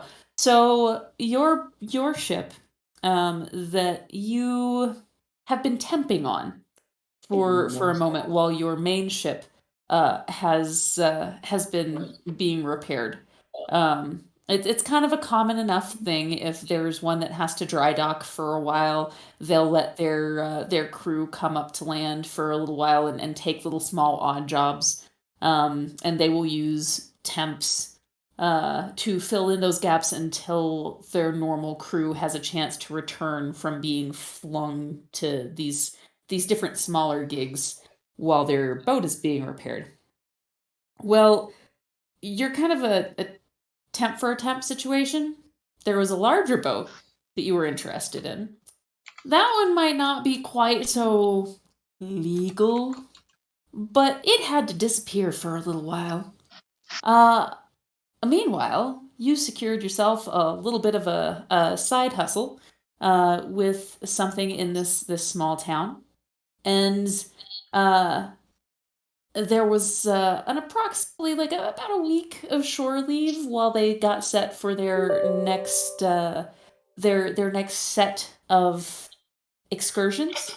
They're all shorter excursions, but you still haven't heard from the vanished boat yet, so you're still kind of on the move. You had a chance to go to Emerald City and now are coming back after having perhaps procured some goods by dubious means, or maybe not so dubious means. Just kind of depends. And you see, as you are plodding along, there's this cart ahead of you that's stopped, and a bit of a commotion where you see them stuffing a body into the back of the cart. Not suspicious at all. No, not even a little. So yeah, this gaggle, like one is a gnome, looks about your height, and then a bunch of tallies, that are stuffing this body in the back of the cart, and then they begin to move into the woods, Got it. leaving their cart there. Uh, what do you do? Turn around and walk the other direction. Yes. Do you do anything with this information right now, or do you just keep on walking? Is the cart unlocked? I don't know. No. Is the cart unlocked? No. No. Okay. Never. Anytime I leave the cart, I'm locking it up. Okay, well, first I'm going to try all the doors and windows, see if any of them open, but apparently it doesn't. Mhm. Do you have wheel locks by chance, Keith? That's what I was wondering. Have like lock brakes or anything? That look on his face maybe indicates he does not. It's not something I've thought of, so I'm going to let the dice The dice decide. So I rolled an 18. I'm assuming that probably means yeah, I do. Yeah. So there are wheel locks that are done to keep it from accidentally rolling if Quimby gets spooked. That would make sense, honestly. So yeah, it's all locked up tight. Can I investigate to see how to unlock the wheels? Sure, you roll me an investigation. Everybody else, roll me a perception. Oh, that's 11. Wah wah. 14. 10. 6. 11. Natural 20 for a total of 28. Oh, wow. So Nate, while this is happening, are you trying to be sneaky? Somewhat quiet, but not really. All right. Because I just saw them venturing off in the woods, and I don't expect them to be back anytime, immediately. So, like, yeah, let's just see what I can see. You hear this rustling noise from behind you and look back, and while you've gone a little ways into the woods starting this tracking, there's definitely somebody on your cart right now. We were all just sort of looking at each other like, Does anybody know how to track? So we can go anywhere. We're just like, You go in I don't just know a how little to ways and then follow like, this. wait, do you know how to do this? Am I following you? Or are you following me?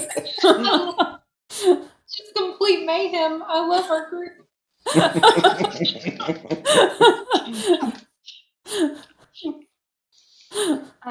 Guys, I don't want to alarm everyone, but somebody is jacking with our cart. I pull out my axe. Put a body in. So you see Teffin just kind of freeze, and he gets this blank look on his face, and he turns around. How far are we from the cart?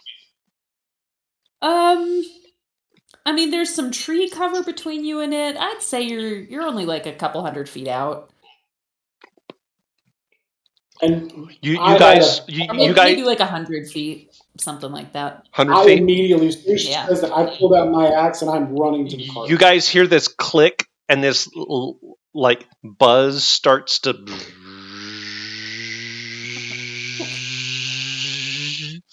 Now, it is extended range, so I will be doing this at disadvantage, but I'm gonna pull open my jacket, and this bright glowing light shoots a beam out. I didn't necessarily mean to set you up for direct combat, Nate. Sorry. You might be rolling a new character very quickly. I'm glad it's at disadvantage because the second roll was a natural 20, but the first roll was only a 10. So good. That's good. So there's this like bright beam of light that comes out of nowhere and flashes right in front of your face. Ah! Warning shot. Get away from my cart! And then in that time, I have moved 70 feet, and I still have so you're almost there already. Teffin, I will remind you for your own reminder, although I'm not sure if it would matter or not. He might not necessarily relate these two things. But there was an 8-year-old boy who wanted to try and stow away into your cart last night. Yeah, that's not who I'm seeing. You were cool. Okay, fair. Yeah, you see enough of him that it's probably not. Do I see? What do I like? Do I see someone trying to get into the cart from? Because I'm probably 20 feet away. Like, what am I looking at? Yeah, go for it. What do you look like, Nate?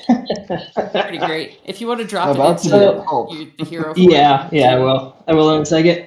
So as you come out of the trees, you see this little green goblin standing on the seat, the front seat, and he's just kind of whipping the horse, trying to get him to go frantically. Oh no! As he. Okay, so well, this goblin isn't a typical goblin. Okay, he has a very nice coat on. He has a black bandana over his head and mini gold earrings, and a giant spike shield on his back. I'll drop you a picture. Meanwhile, Quimby. So I rolled for Quimby to to recognize that this is not the person that should be holding his reins, and he rolled a 17. So he's just looking over his shoulder, going like, "Who the heck is this?" Yeah, I'll also speak to Quimby and horse and say, "Quimby, sit." So, Nate, you whip at the horse trying to get him to go, and you see the horse go, huh? And then sit down. And I'm throwing my axe at this person trying to steal the cart. So with my action. All right. You have entered with a bang, sir. Yeah. A bit more of one than I intended. That's an 18 with my hand axe. What's your AC? AC is 18. All right. So yeah, he just hits you. Okay, I am not raging, so it's not quite as damaging. So That's being a bit. that's 7 points of damage as a hand axe just embeds itself like right into like your the side of your arm. So now you're a goblin with I with a hand axe arm. I also shout to you to get off the cart, but I'm still talking in horse without realizing You it. look So like a you just hear me go throwing a hand axe on you. Yeah. Hey, what's the good idea? The cart was unattended. It didn't belong to anybody. I like that that's what you go with instead of I saw you guys put a dead body in here.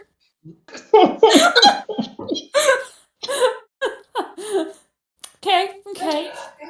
I thought you abandoned the cart because of what was in it.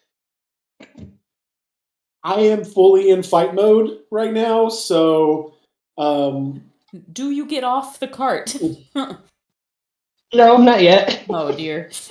Alrighty then. Teffin, I think like Paul just attacked. I guess roll initiative. Well, Teffin, you're closest, so you'd probably end up going next. Everybody else would have Well, some time to get there. yeah, my initiative was an unnatural 20. Okay. Then. mine was also an unnatural 20. Who's Dexier? I've got a +2 to my dex. I've got a +1, so Paul actually right. beats me.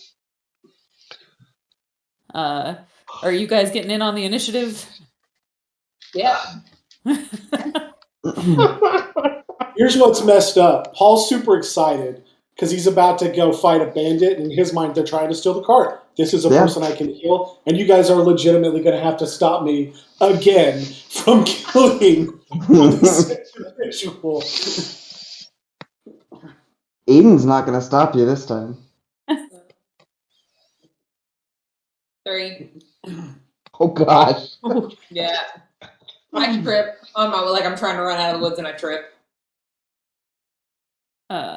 Is Eden partaking in this, or is he just gonna sit back and watch? Okay. Yeah, he's gonna join him. What's Eden? 10. What are you, Nate?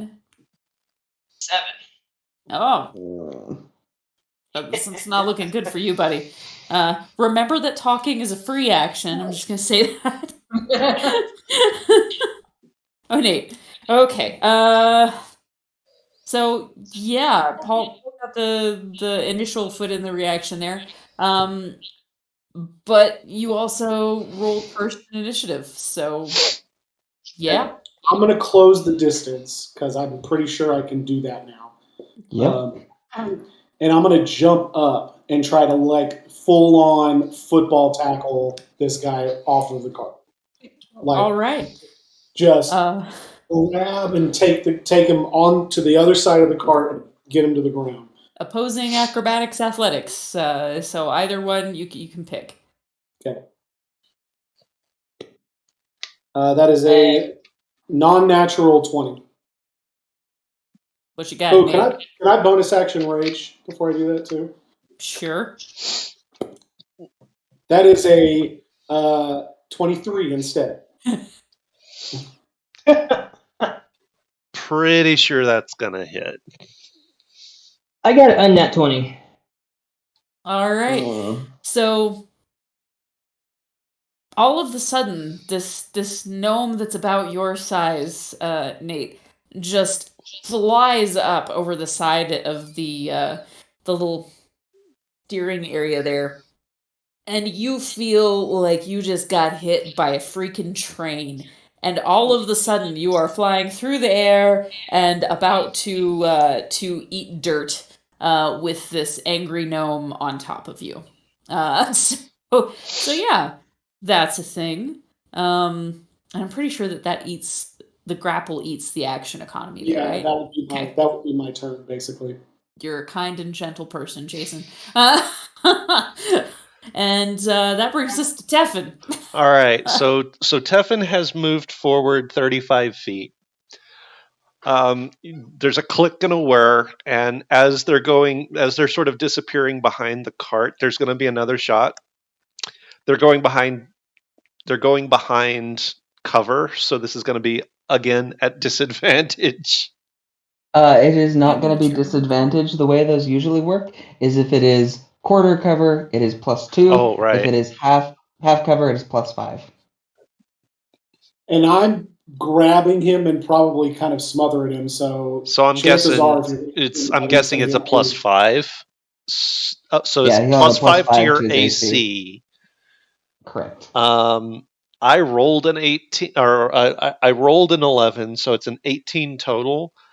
So your AC +5, I think, is probably going to make that a miss.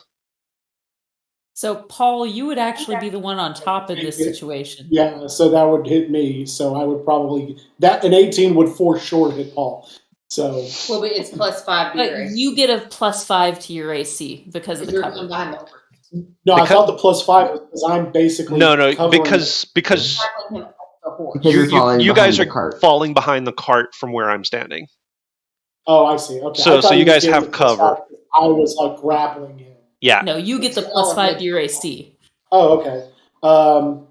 Well, mine that would make my armor class a 20. Okay. So yeah, so I'm so again, there's this sort of electric beam of light that whizzes by you guys. You do feel the atmosphere just sort of charged with electricity as it zips by. Smells like Paul's hair ozone. just goes, Smells like ozone. There's this like really loud like it's the sound that a Tesla coil makes, zips right over your head. Ooh, that's a lot of fun. So, yeah, that just happened. And then, so that's me. All right. Eden. So they are behind the cart, but they are now on the ground. Correct. How high is the cart off the ground? It's not terribly high. It's probably about 2 feet to the bed, I would think, because the whole point of it is the side folds down to be Right. like an open air workspace and workspace slash like shop space. So I 2 wouldn't feet want it to the be bed, but how tall is the actual cart? So it's 2 feet to the bottom of it, and then the cart itself is probably, I don't know, probably another 8 feet above that. So it's 10 feet tall. Okay, so then the question becomes, I'm going to move my 30 feet up, so that puts me about 70 away, give or take. Is there any hide or hair of the goblin that I can see? Roll me Mashed under Paul. perception at disadvantage? Okay. So that is +6. It's So mainly the first Paul. one's a 26. 16. 16. You can see a little bit of him, but Paul is smothering him so good that it's like. Yeah, as long as I can see a creature. So good. It's so good. Yep, like you can see an arm like twitching underneath Paul. Yeah, as long as I can see part of him. So Eden draws his sword and just sort of pops open one of because he's got his bandolier of bells on. He pops open, he draws out the largest one and rings it once over his head, and then points his sword at the little bit he can see. And there is like you know how there's like heat shimmers in the desert or whatever when there's like intense heat on an area and the air is heating up so it rises and whatever. There's like that shimmer. So there is that almost like a heat shimmer between his sword and this goblin. And I'm gonna need an intelligence save from Nate. Why it's gotta be intelligence? Because it's a psychic glance. That's a 16. Oh, actually, I think that saves. Okay. Lucky you. Okay, so half as much damage and not incapacitated. 6. So you take 19 points of psychic damage. Okay. 19. Mm-hmm. Wow. This spell is 7d6. Jeez, my word. And if he failed the save, it would be the full 7d6, and he would be incapacitated until the start of my next turn. Do any of you even have 76 hit points yet? Oh, I'm way above. 7d6, Oh, okay. I not 76. 76. Oh, 7d6. Oh, Sorry. Yeah. okay. That's still Glad a to be lot. back. I'm Let's still go. alive. This is a short game. This is a short game for Nate. Right. So Alright. so he gets a new character. Thankfully, he's about to get into a port city. All right. So yeah, Nate, you feel well. I guess I'll let Steven tell you how that feels, because psychic. Yeah, so in your head, you hear that bell. You heard it physically, but you hear that bell in your head, and it draws you. You feel cold. The cold of death. Okay. Yeah. So Nate, you are apparently grossly outnumbered. And currently being squashed by a strangely dense gnome. Like Every sense of the word. yeah, like it feels a lot like there is an anvil on you, and you're not sure how, because he's not really any bigger than you.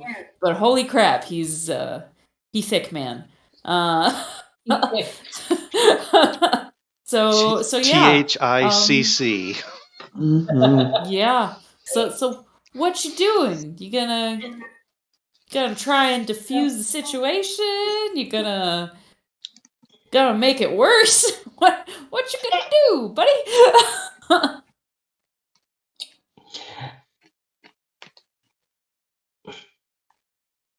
Danny, you did not do this to him. You did not tell him he had to steal the cart.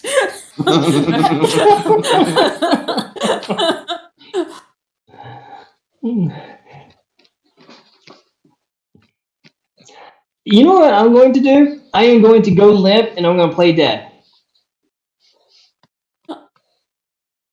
I mean, frankly, there are worse options here, I feel like. Oh, So I'm not the brightest berry, so that might legitimately be the most wise decision you can make here. so yeah, roll me a deception check. Yeah, I guess no performance, really. Yeah, or Let's performance. see. I would take that. It's the same. So. Roll me your Juliet check. Yep. Okay, that's actually pretty good. 18. Okay. Oh, that's not too shabby. Insight, Jason? Would it be an insight check, I guess, on my end? Yeah, like to figure it out. Do I have disadvantage for being reached? I feel like yes. I don't feel like I'm not exactly insightful in this moment. So, okay. So an 11. Yep. Nope. Like you feel this. You don't know that you should have been able to kill him quite this fast, but you're like, I don't know. I hit him really hard. Maybe I crushed his brain. And you just feel him go totally limp underneath you suddenly. Like, oh yeah, he's totally dead. You got him. Okay. You got him. I get up and I'm like in that moment, and I just kind of like, I got him. He's dead. Thea. Oh yeah. Go ahead, Jason. If you're not. No, and I guess as my action, I'll like kind of start looking through his stuff and seeing who this person is. So now you're getting Rather frisked. rinse repeat. Yep. So that'll be on your next turn. Wait, do you Because stay you've already on or do you you've already drop to the taken your side? action. Oh yeah, it's the investigation is technically an action, I guess. Or the eye check was an action. Well, yeah, I mean, yeah. you went first in the round. Your action Oh, was that's to right. That's right. was to Yeah, tackle him Oh, off the that's seat. right. that's Yeah, I don't right. know why I just automatically jumped into my turn. I'm sorry about Nope, that. you're fine. I let you Wait. because it was a logical thing in my Yeah. brain. Wait, No. Jason, do you stay on or do you get off? Well, I'm still on top of you right now because it's not my turn yet to get off and do that. Okay, But okay. But he has already determined that you're dead. I'm laying on you, and in my brain, I'm like, oh, I've killed this goblin. Yeah, it's fine. Yeah. I'm just gonna use my movement and then action to dash. Because you Yeah. said we're about like 100 feet, so that's only gonna get me 60. Yeah. And while I'm running, I'm gonna use my bonus action to cast Shillelagh, just so Shillelagh. my staff now glows a little bit. Should I need to use it? You know, just in case you need to smack a fool. Just in You case it's not something. yeah, you guys do hear Paul like grunt, "We got him," because like talking's a free action, so that would have been Yeah. a thing that when you realized you probably would have said anyway. I gotta And give it to you, Nate. Playing dead was a really, really smart move. honestly, yeah, I I'm would gonna go not have ahead thought and about that. I really would not have. I'm Yep. gonna give you inspiration for that because I don't know that I would have thought of that either, and it might keep you from dying. So that actually does bring us back around to Paul because he is last in that initiative order. Alright, so I get up, not attacking anybody this round, and thinking that I have killed this person. My rage drops, so I am no longer raged, and yeah, I'll begin the process of like looking through and trying to figure out who this person is, and starting to go through their stuff. So Nate, what you got on you? As soon as he gets off, I am going to activate my winged boots, Here. and I'm going to fly.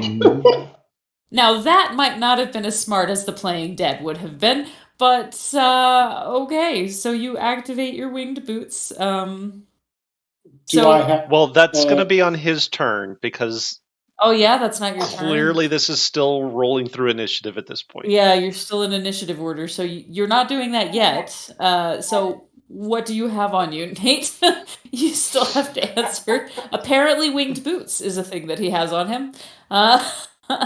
Well, they are attuned. They're just these super ugly pair of boots with random wings on them. Yep. Pretty much. I'm not specifically looking like so much to loot, more for like figuring out who this Who he person is, is. yeah. It's like, Okay, so well, I got a shield, a spike shield. I got the a war pick that's like oversized. I got a hand axe.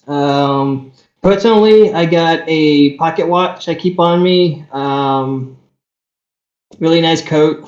Well, I think it's a really nice coat, and a little bit of money. okay, I don't take any of the stuff. I'm just like looking. My action is to look and to kind of gauge like who is this guy, and you know, like my intention is to eventually start taking stuff off of this dead corpse. But at this point, it's literally just investigating trying to figure out who this person is, just like I did with the Okay. previous dead body, basically. Yeah. Yep. Do you have anything that you would consider identifying on you by chance? Medical bracelet. They do not resuscitate. Yeah. Passport.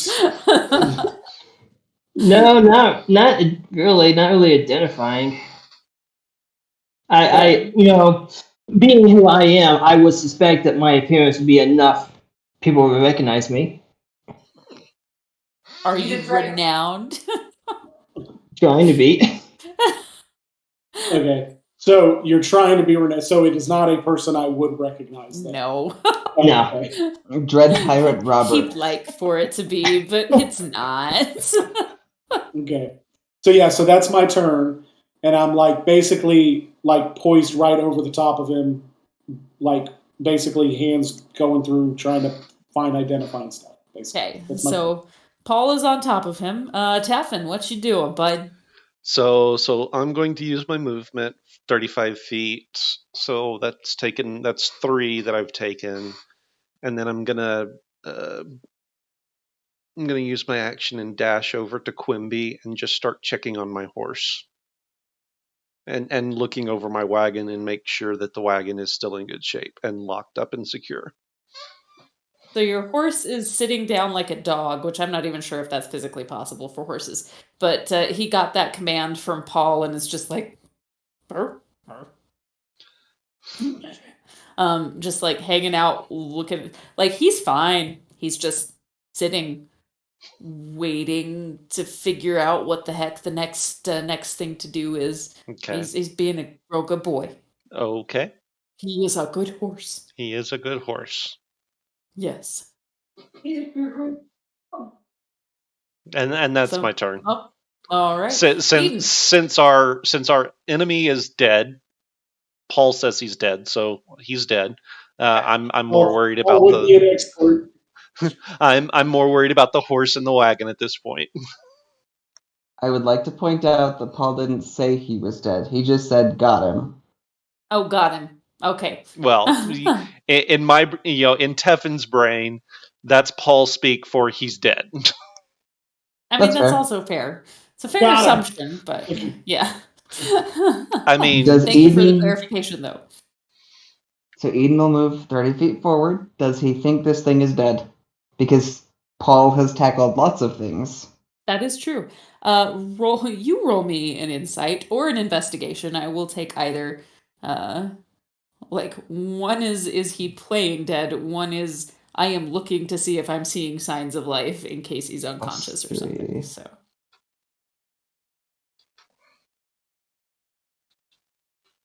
Unnatural 20. and your deception check was an 18. Yeah. Was that an insight or was that a That would be insight. Okay. So this thing is totally playing dead. Like, All right. he's doing a very good job of playing dead, but he's playing dead. So he's just gonna, he just rings the bell one more time. Maybe I'm just knocked out. Well, we're gonna find out. See, he might think that if he had done the investigation check, but the insight check was like, he can figure out that you're lying. I'm watching you twitch, like, don't touch my stuff. Yep. That's the difference. How close are you? What's that? What was that? How close are you to me? Let's see, 30, 60, so I'm still about 40 feet away. Okay. So I will need another intelligence save. Oh yeah. That's a 12. oof. You Okay. might not be It's okay, I'm playing. tough. Well, you are incapacitated until the end of my next turn. Well, practically I'm dead. And you take 29 points of psychic damage. Ow! Okay, let me bring up my calculator here. He bruised your brain. Sorry, Nate. Don't steal the cart. Listen, thievery is a sore subject with this group. Yep. You don't steal my cart and don't hurt my horse. Don't Yeah, steal the bet car. your horse. Don't Paul's rock. I keep like being tempted to apologize, and I'm like, I did not tell you to steal the cart, Nate. That was your choice. Choices have consequences. Oh goodness. Yeah, so you are incapacitated now. Paul, So I- hit him again. Hit him again. Oh no. What? He's dead. Why would I do that again? Trust me, he's playing. Thea, you get a turn before that. Does he get a chance to try and save again on his turn? Because his turn is after yours. Nope, it is. Okay. He is incapacitated until the end of my, end or beginning. Until my turn, either way. Okay. So yeah. Oh, that start. skips Yeah, over start of him. my next turn. Yeah, that skips over Nate and Thea. What you got? Far away am I? That's a good question. You 90. You're only dashed. like 10 feet away. Because you did 30 and then 30. Oh, wait. So you're like With your movement, you could 40. be 90. Yeah, with your movement, you can be 90. 90 feet away? No, No, 10 feet away. 10 feet away, sorry. Okay. Said that weird. No, you're fine. And you're just standing over him. Well, I'm Right. like searching through his stuff. Okay. Well, then I'll move my movement all the way up, and then I'm gonna cast Detect Magic. Well, his boots are magic. What else you got that's magic on you?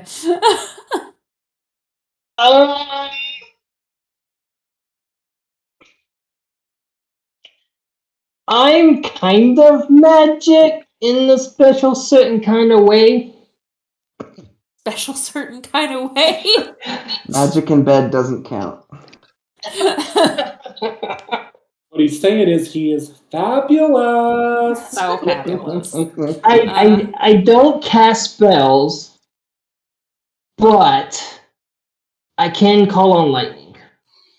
It does. It's creatures. It's any creature or object. So yeah. So he's got a little faint glow to him, I guess, but his boots are definitely magical. So from Tefn, there's this like glow that is hugging him like a suit of armor.